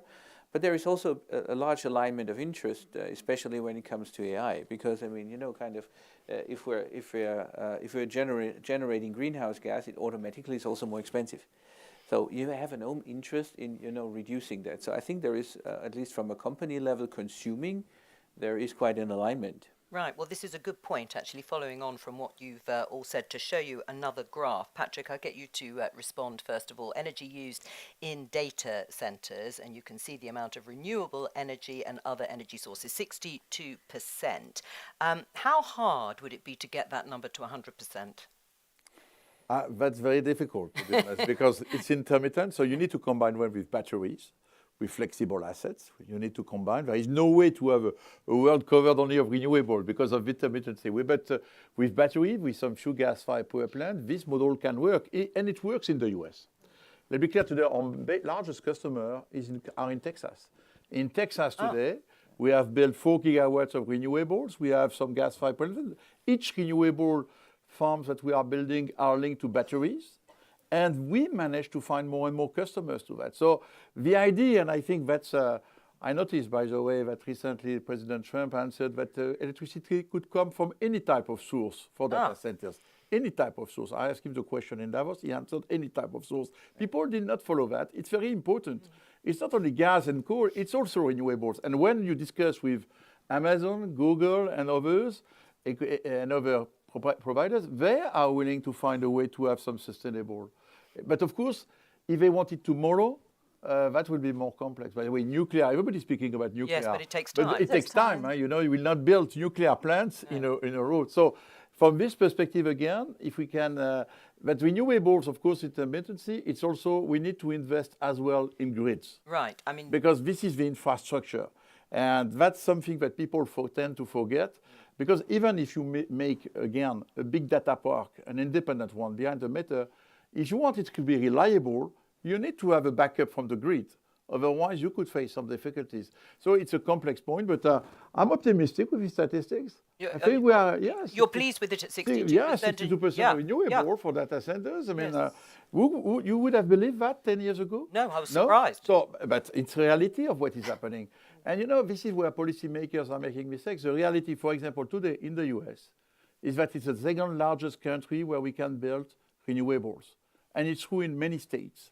Because they have land, because they have the sun, the wind, and we are investing, we are the number 5 investor in renewable in the US. And that's the reality. And I don't believe that the politics will change that way because it's already embarked. And it's also true in the Middle East where you can build data centers. It's also true in many countries. And of course, in Europe. Nuclear will come, but it will take longer time. Well, and it may take 10 years. But we heard Prime Minister Trudeau saying the same thing. It needs to be part of the mix in order to move away from fossil fuel. But we were talking about growth, right? If it's going to double or triple, I'm worried that pie chart might change because Well, go the other way.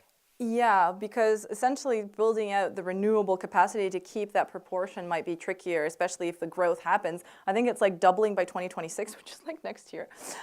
So it's like, can we keep that proportion, the 60 whatever percent, with the timeline of a year from now? You know, if you want to build a gas-fired power plant, it takes 2 to 3 years. No, They but are not on the stage there, so you need also to build. I realize, but you can keep them online. For example, what we've seen in the United States is that they keep coal power plants online longer. They were supposed to decommission them, and they're keeping them longer because there's this demand from data centers. And so I'm wondering, yeah, that might be true based on data from 2023, but how about data from 2026? Kate?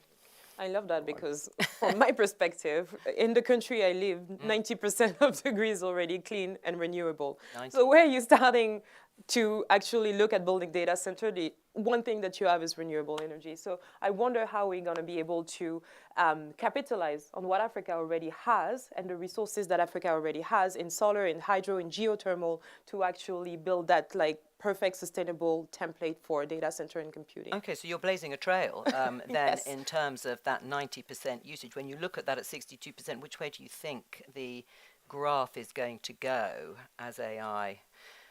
On the Fast moving, yeah. Yeah, on the continent because the infrastructure is not there and because we already are powering our entire grid with renewable, that's what we will be using. So I will be curious to see in a couple of years when that infrastructure gets developed, what this looks like for Africa. And I believe that Africa will be way above those 62%.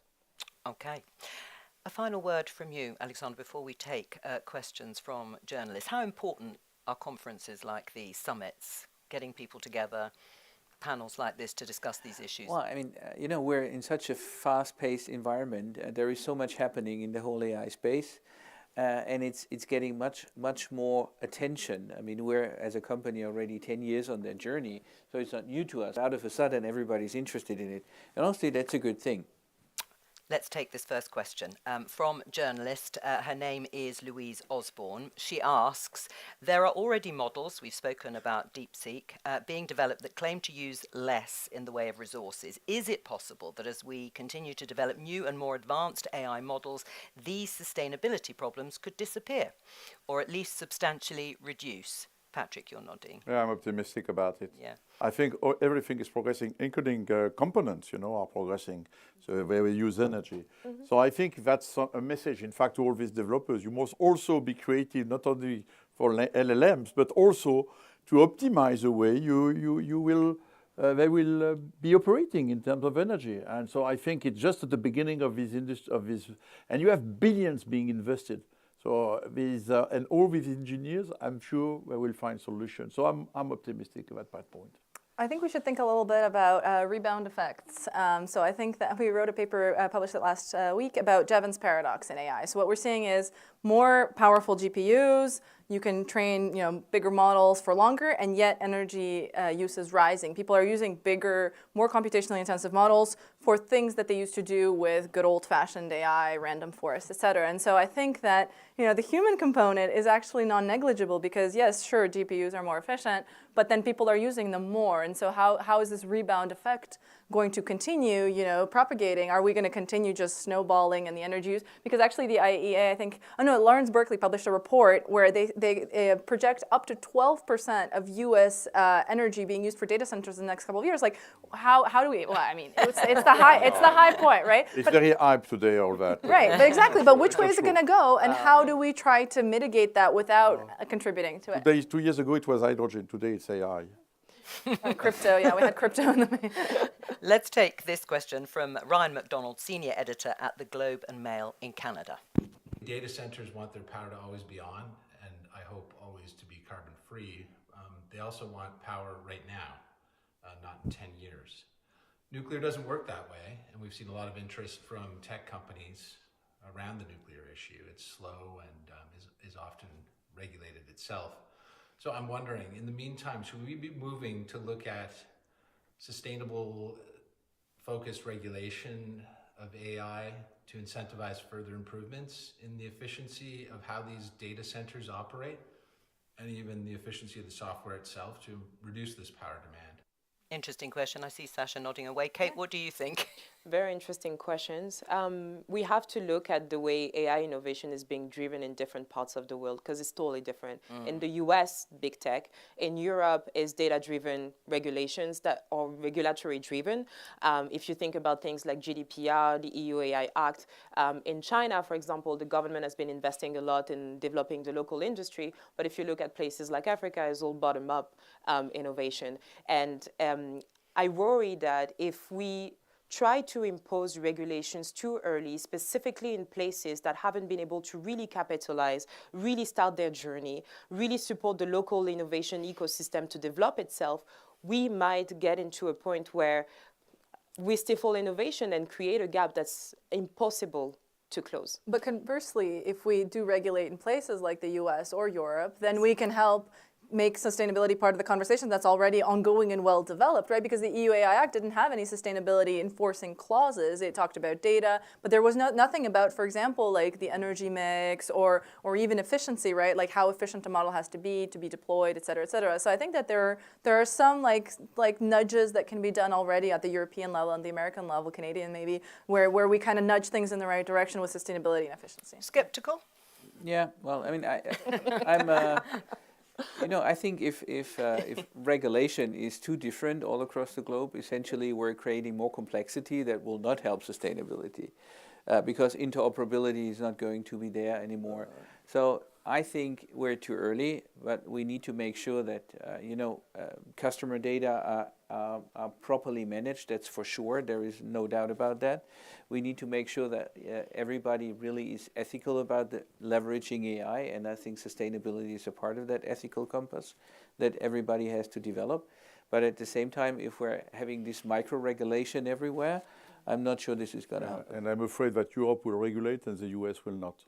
Well, that will be the reality of our world. So I don't like too much the question because at the end we might regulate here. We are already quite regulated. And I'm not sure the US administration, which is just taking on board, will regulate the use of energy for AI. I think I'll listen to the contrary, in fact, during the speech of the president. So that's why I don't think the solution is there for a transitory period. In fact, the question is, how do we manage this transitory period? Right, and when you say the solution isn't there, if there was broad agreement on regulation, would that make any difference? Yeah, but we did not it's manage not going in to terms happen. of sustainability. Unfortunately, we are dreaming about a broad agreement. We did not manage to get it. I mean, we showed earlier in the session the agreement made in 2015. This was obviously about climate change and the warming planet. Do you think there could be a similar type agreement when it comes to AI? I think it would take that, honestly, because AI does transcend borders because, a data center could be in one country and the users in another and the developers in a third. So we have to be doing, but that is very hard, I agree. But I think that that's the only way to do it well. The question is not to have an agreement, it's to apply it. Also, and today what the Global South countries observe is that you have one region of the world which is applying the 2015 agreement, which is Europe.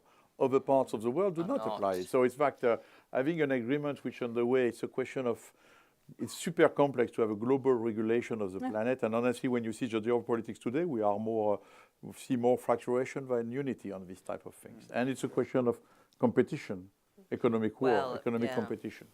And I mean, in the end, isn't that going to rain out, Alexander, that economic competition? Some people might regulate and others will innovate, to use the phrase, and get ahead. Well, I think every kind of restriction, to some extent, also fosters innovation because you have to work also on, finding solutions that anyhow keep you in a competitive landscape. But anyhow, I think AI manifests that there is that this is a very global phenomenon, and I don't have a solution, to be honest, but I do believe that. Cutting it in pieces, also regionally cutting it in pieces, I don't think that is going to help a lot.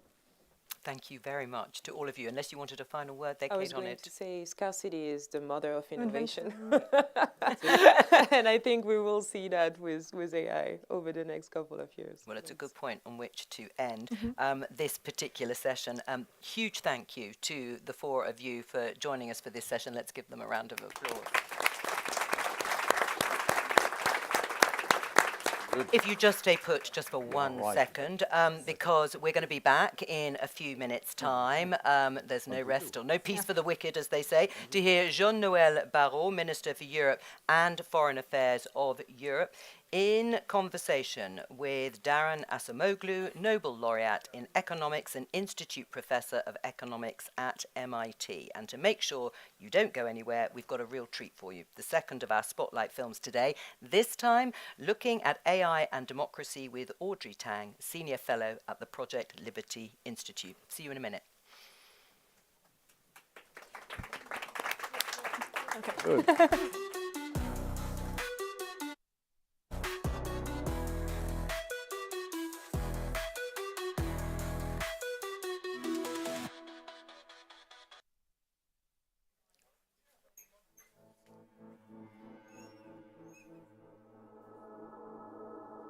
Let's explore a question I hear all the time.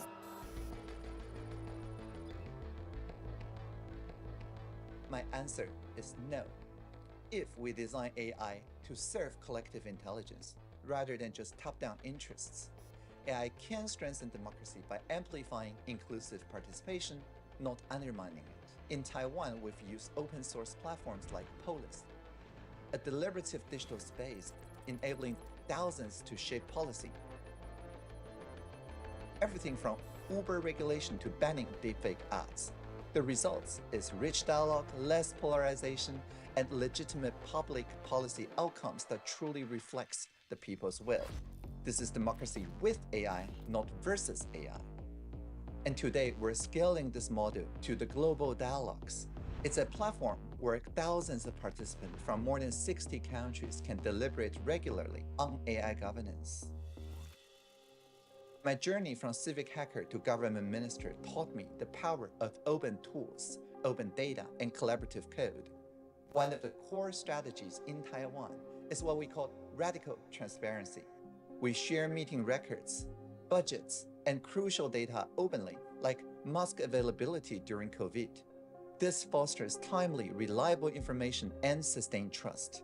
Transparency dispels rumors and aligns stakeholders around shared facts. I truly encourage every government out there, bring in your civic hackers, your youth, your civil society, and build policy together. Imagine worldwide collective input helping shape international AI guidelines and frontline innovation. Some worry that too much transparency leads to chaos or undermines official authority. But in truth, secrecy can remain for sensitive matters, while the broader policy process grows more robust when it's out in the open. You diffuse rumors before they spark major divides. Our approach is humor over rumor. In Taiwan, if somebody spreads a hoax, we counter that with a playful, viral, mimetic clarification. No takedowns, no censorship. This is how we foster media competence, not just media literacy. And I call this model plurality, fostering collaborative diversity rather than uniformity. If you want AI to respect multiple viewpoints, design it that way from the start.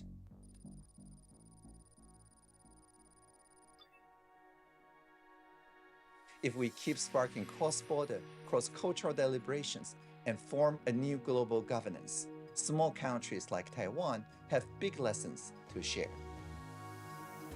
However, this positive outcome is not guaranteed. It depends on us, our readiness to shape AI and investing in plurality. We need to insist that AI amplifies what's best in us. We want to see an AI future that sees data as a shared resource and foster inclusion, not exclusion. Let's co-create an AI world that invests in our communities, ensure data remains a common good, and helps democracies thrive. Merci beaucoup, and let's free the future together.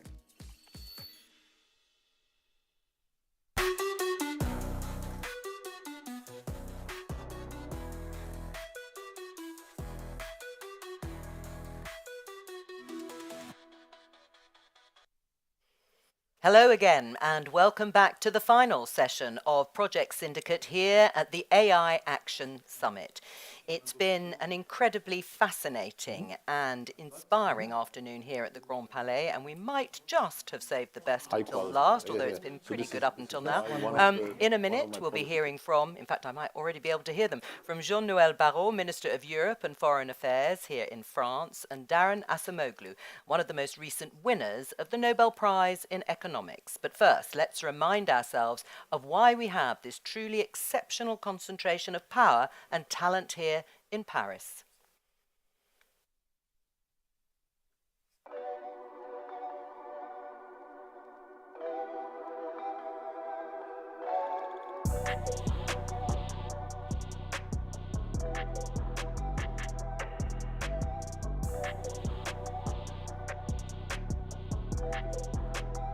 Mitigating the risk of extinction from AI should be a global priority alongside other societal scale risks such as pandemics and nuclear war. And the two of you are very welcome to talk to each other, but I can also ask questions.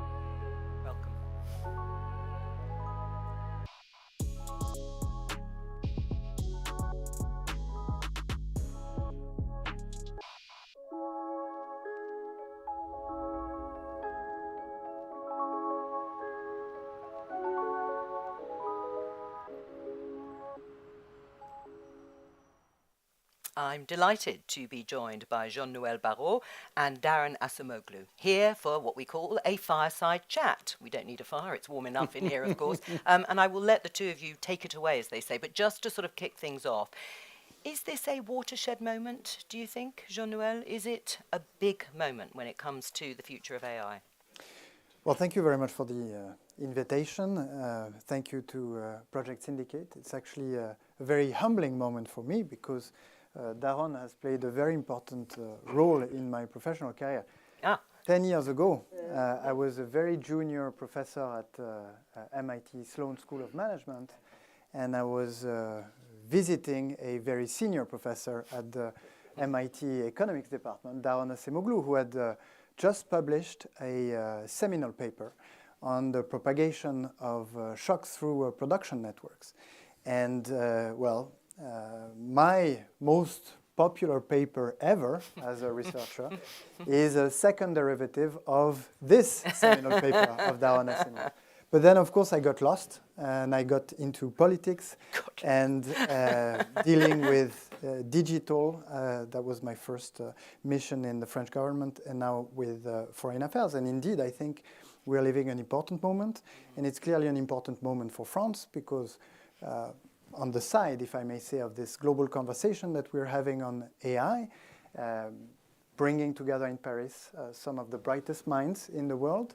It's also an important moment for France because we're announcing north of 100 billion euros investments in the coming years in our country, which is somewhat of the payoff of the policies that have been undertaken over the past 7 years under the impulse of President Macron to make this country as attractive as possible for the development of AI technology. What do you make of that announcement, first of all? Well, first of all, you know, it was clear even then Jean-Noël was going to high places. So, well, I think the announcement is great, and we are at a watershed moment. Not to panic, not to go excessively into a mode of doing something, but every moment right now is a watershed moment because I think we do need a better direction for AI that starts with infrastructure, that starts with better regulation, but I think it's ultimately about the right type of AI investments that can bring higher productivity for workers, better control of information for citizens and consumers, and more greater ability for all of us to understand the world, to process information, and to take control of our data and our choices.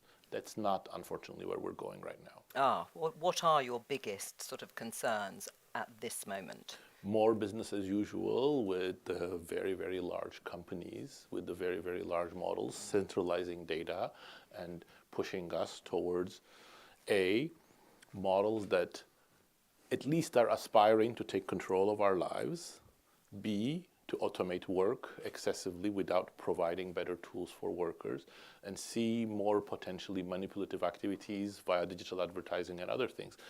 I'm not saying those are the only things that are possible.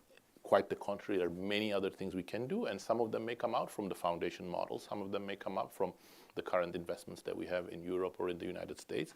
But I think the direction of travel is concerning. Right. If I may jump in, one of your major contributions as a researcher was to demonstrate first theoretically and then more empirically that technical change is directed and that there is no such thing as technological progress that would spontaneously provide for the best or sort of go down the path of maximizing welfare.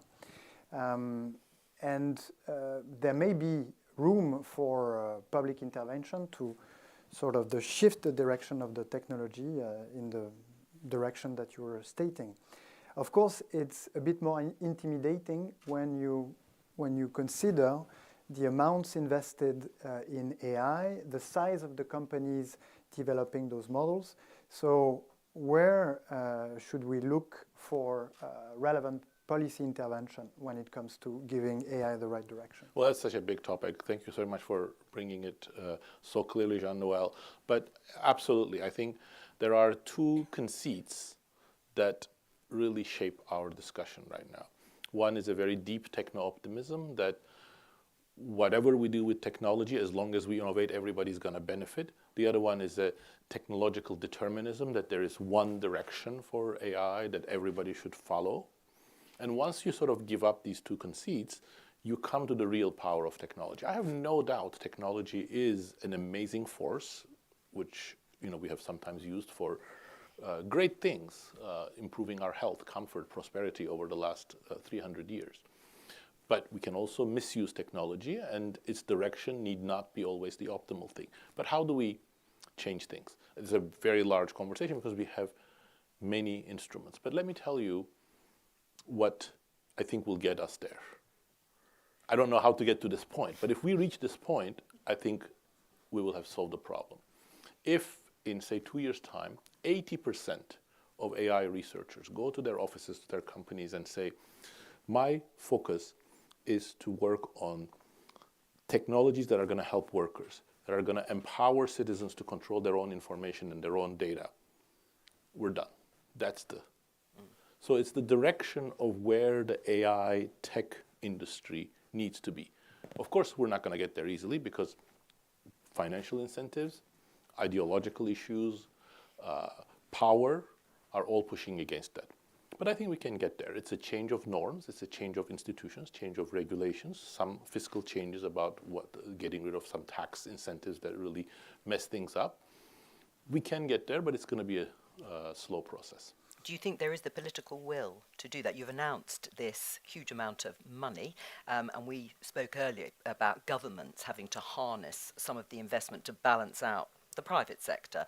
But is the political will there in terms of leadership to actually achieve or at least move towards what Darren has just outlined?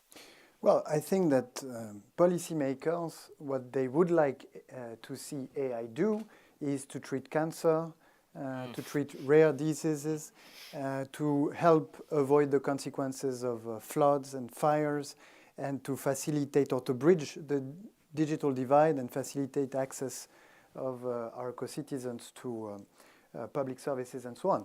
But there is also this feeling that because the companies are so large, because the investments are so massive, that it's not clear how you're going to influence that.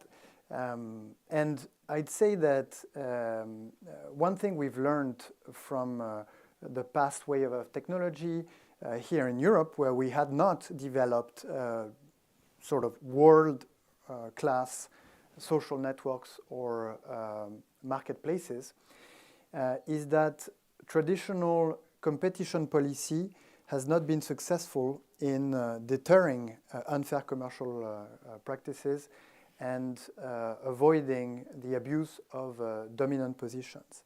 Why? Well, because these positions that they get consolidated so fast that even though you can ex post through the agencies that are in charge of enforcing competition, identify those abuses and even sanction them, this happens so late down the road that the economic benefits have been fully drawn and all competition has gone. And whether it's self-preferencing, cross-selling, predatory acquisitions, we've seen this happening in the field of cloud, in the field of social networks. And we've actually started to take action in Europe by designing a new policy. It's called the Digital Markets Act that came into force in 2022. And that takes an opposite sort of stance from traditional competition policy, but by stating that certain behaviors are forbidden ex ante. So it's basically not the competition agency that's going to check and enforce ex post, but it is forbidden ex ante because of the speed at which those positions can be formed.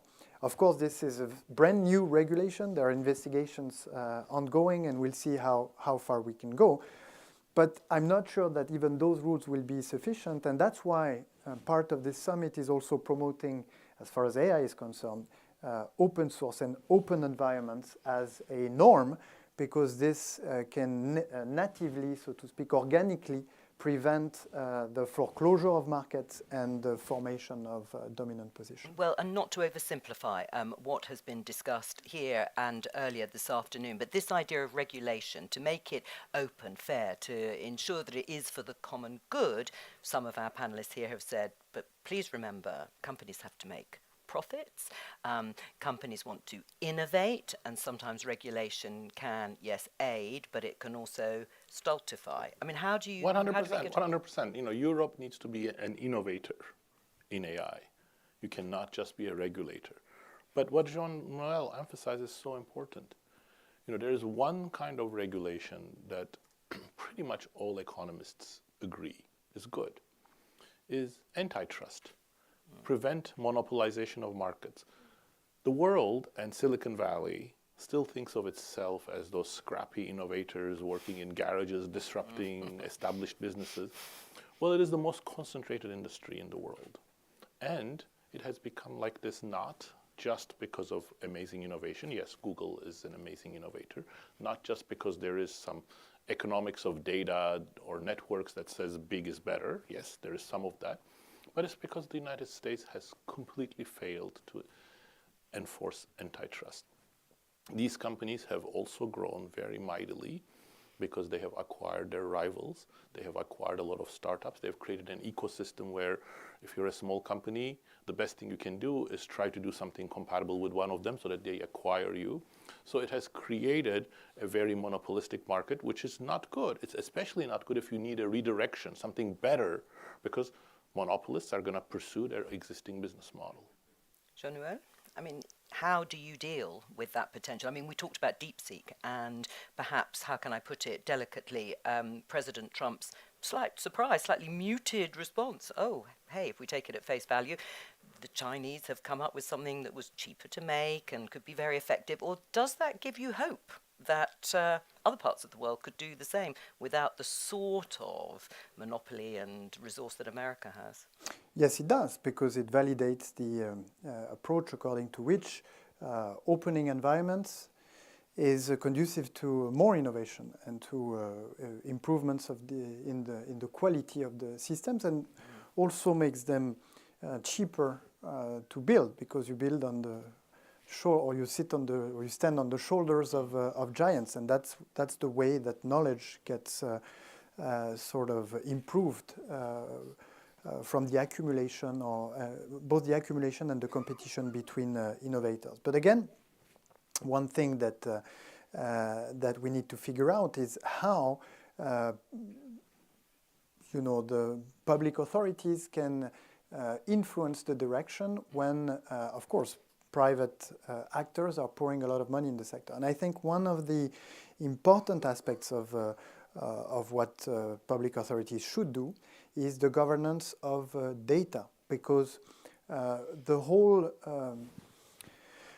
sector that Daron was describing a minute ago, has been thriving on somewhat of a sort of free and ungoverned access to data. And now that we're reaching the sort of the era of generative AI, where models, in order to be very useful and accurate, are going to need to resort to clean and very precise data, I think that public authorities can step back in and say, well, I'm going to release data sets on cancer patients because I want AI to be developed for treating cancer. And if I'm going to, if I want to have AI developed to lower the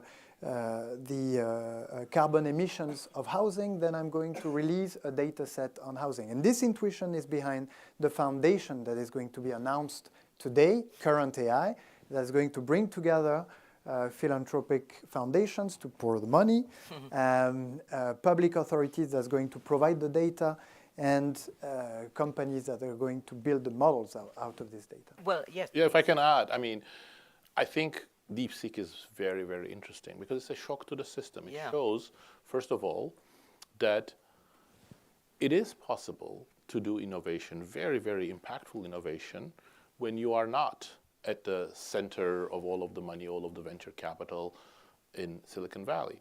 It also shows that, emphasizing our earlier discussion of techno-determinism, that the directions that are being tried at the moment in the biggest companies may not be the only ones. Every company before DeepSeek in the AI space, the big companies, not small ones, of course, are an exception, but they believed in scale is all you need, which is, you build bigger and bigger models, you throw in bigger and bigger data, and that's how we're going to get to better and better models. Well, DeepSeek, actually, by the way, is not doing like crazy innovation. They haven't developed a new method, and they are themselves an AGI company, but they show you can do it on a smaller scale. And very interestingly, they are using methods like the mixture of experts models that take us a little bit closer to domain-specific models, which you were discussing in the previous panel. They're much better environmentally. They're going to be much more effective in giving us reliable information that can be used by workers or by citizens for a specific purpose. But again, those are now sort of put aside. So I think it's a really wonderful thing. And data markets and data ownership, I think those are going to be much more interesting when we go actually to these domain-specific models, because they are also synergistic. Creating the right kind of data market is going to be very synergistic for generating high-quality data for these domain-specific models. Well, on that positive, optimistic note, let me thank both of you, gentlemen. Thank you very much for joining us. Let's give them a round of applause. And I have a big announcement to make. Well, it's not really my announcement, but to say that at 5:30, so you've got time, President Emmanuel Macron is going to be addressing the conference at NEF. And I hope you know exactly where that is. And if not, follow this man here. Thank you to both of you. And thanks also to the team behind all of this. Project Syndicate, there they are, and High Impact, who have worked so hard to make today's event such a success. The guests have been incredible, and so have you, the audience, and particularly to our final panelists. I'm Jo Coburn, and this has been the AI Action Summit, brought to you by Project Syndicate. Thank you. Thank you.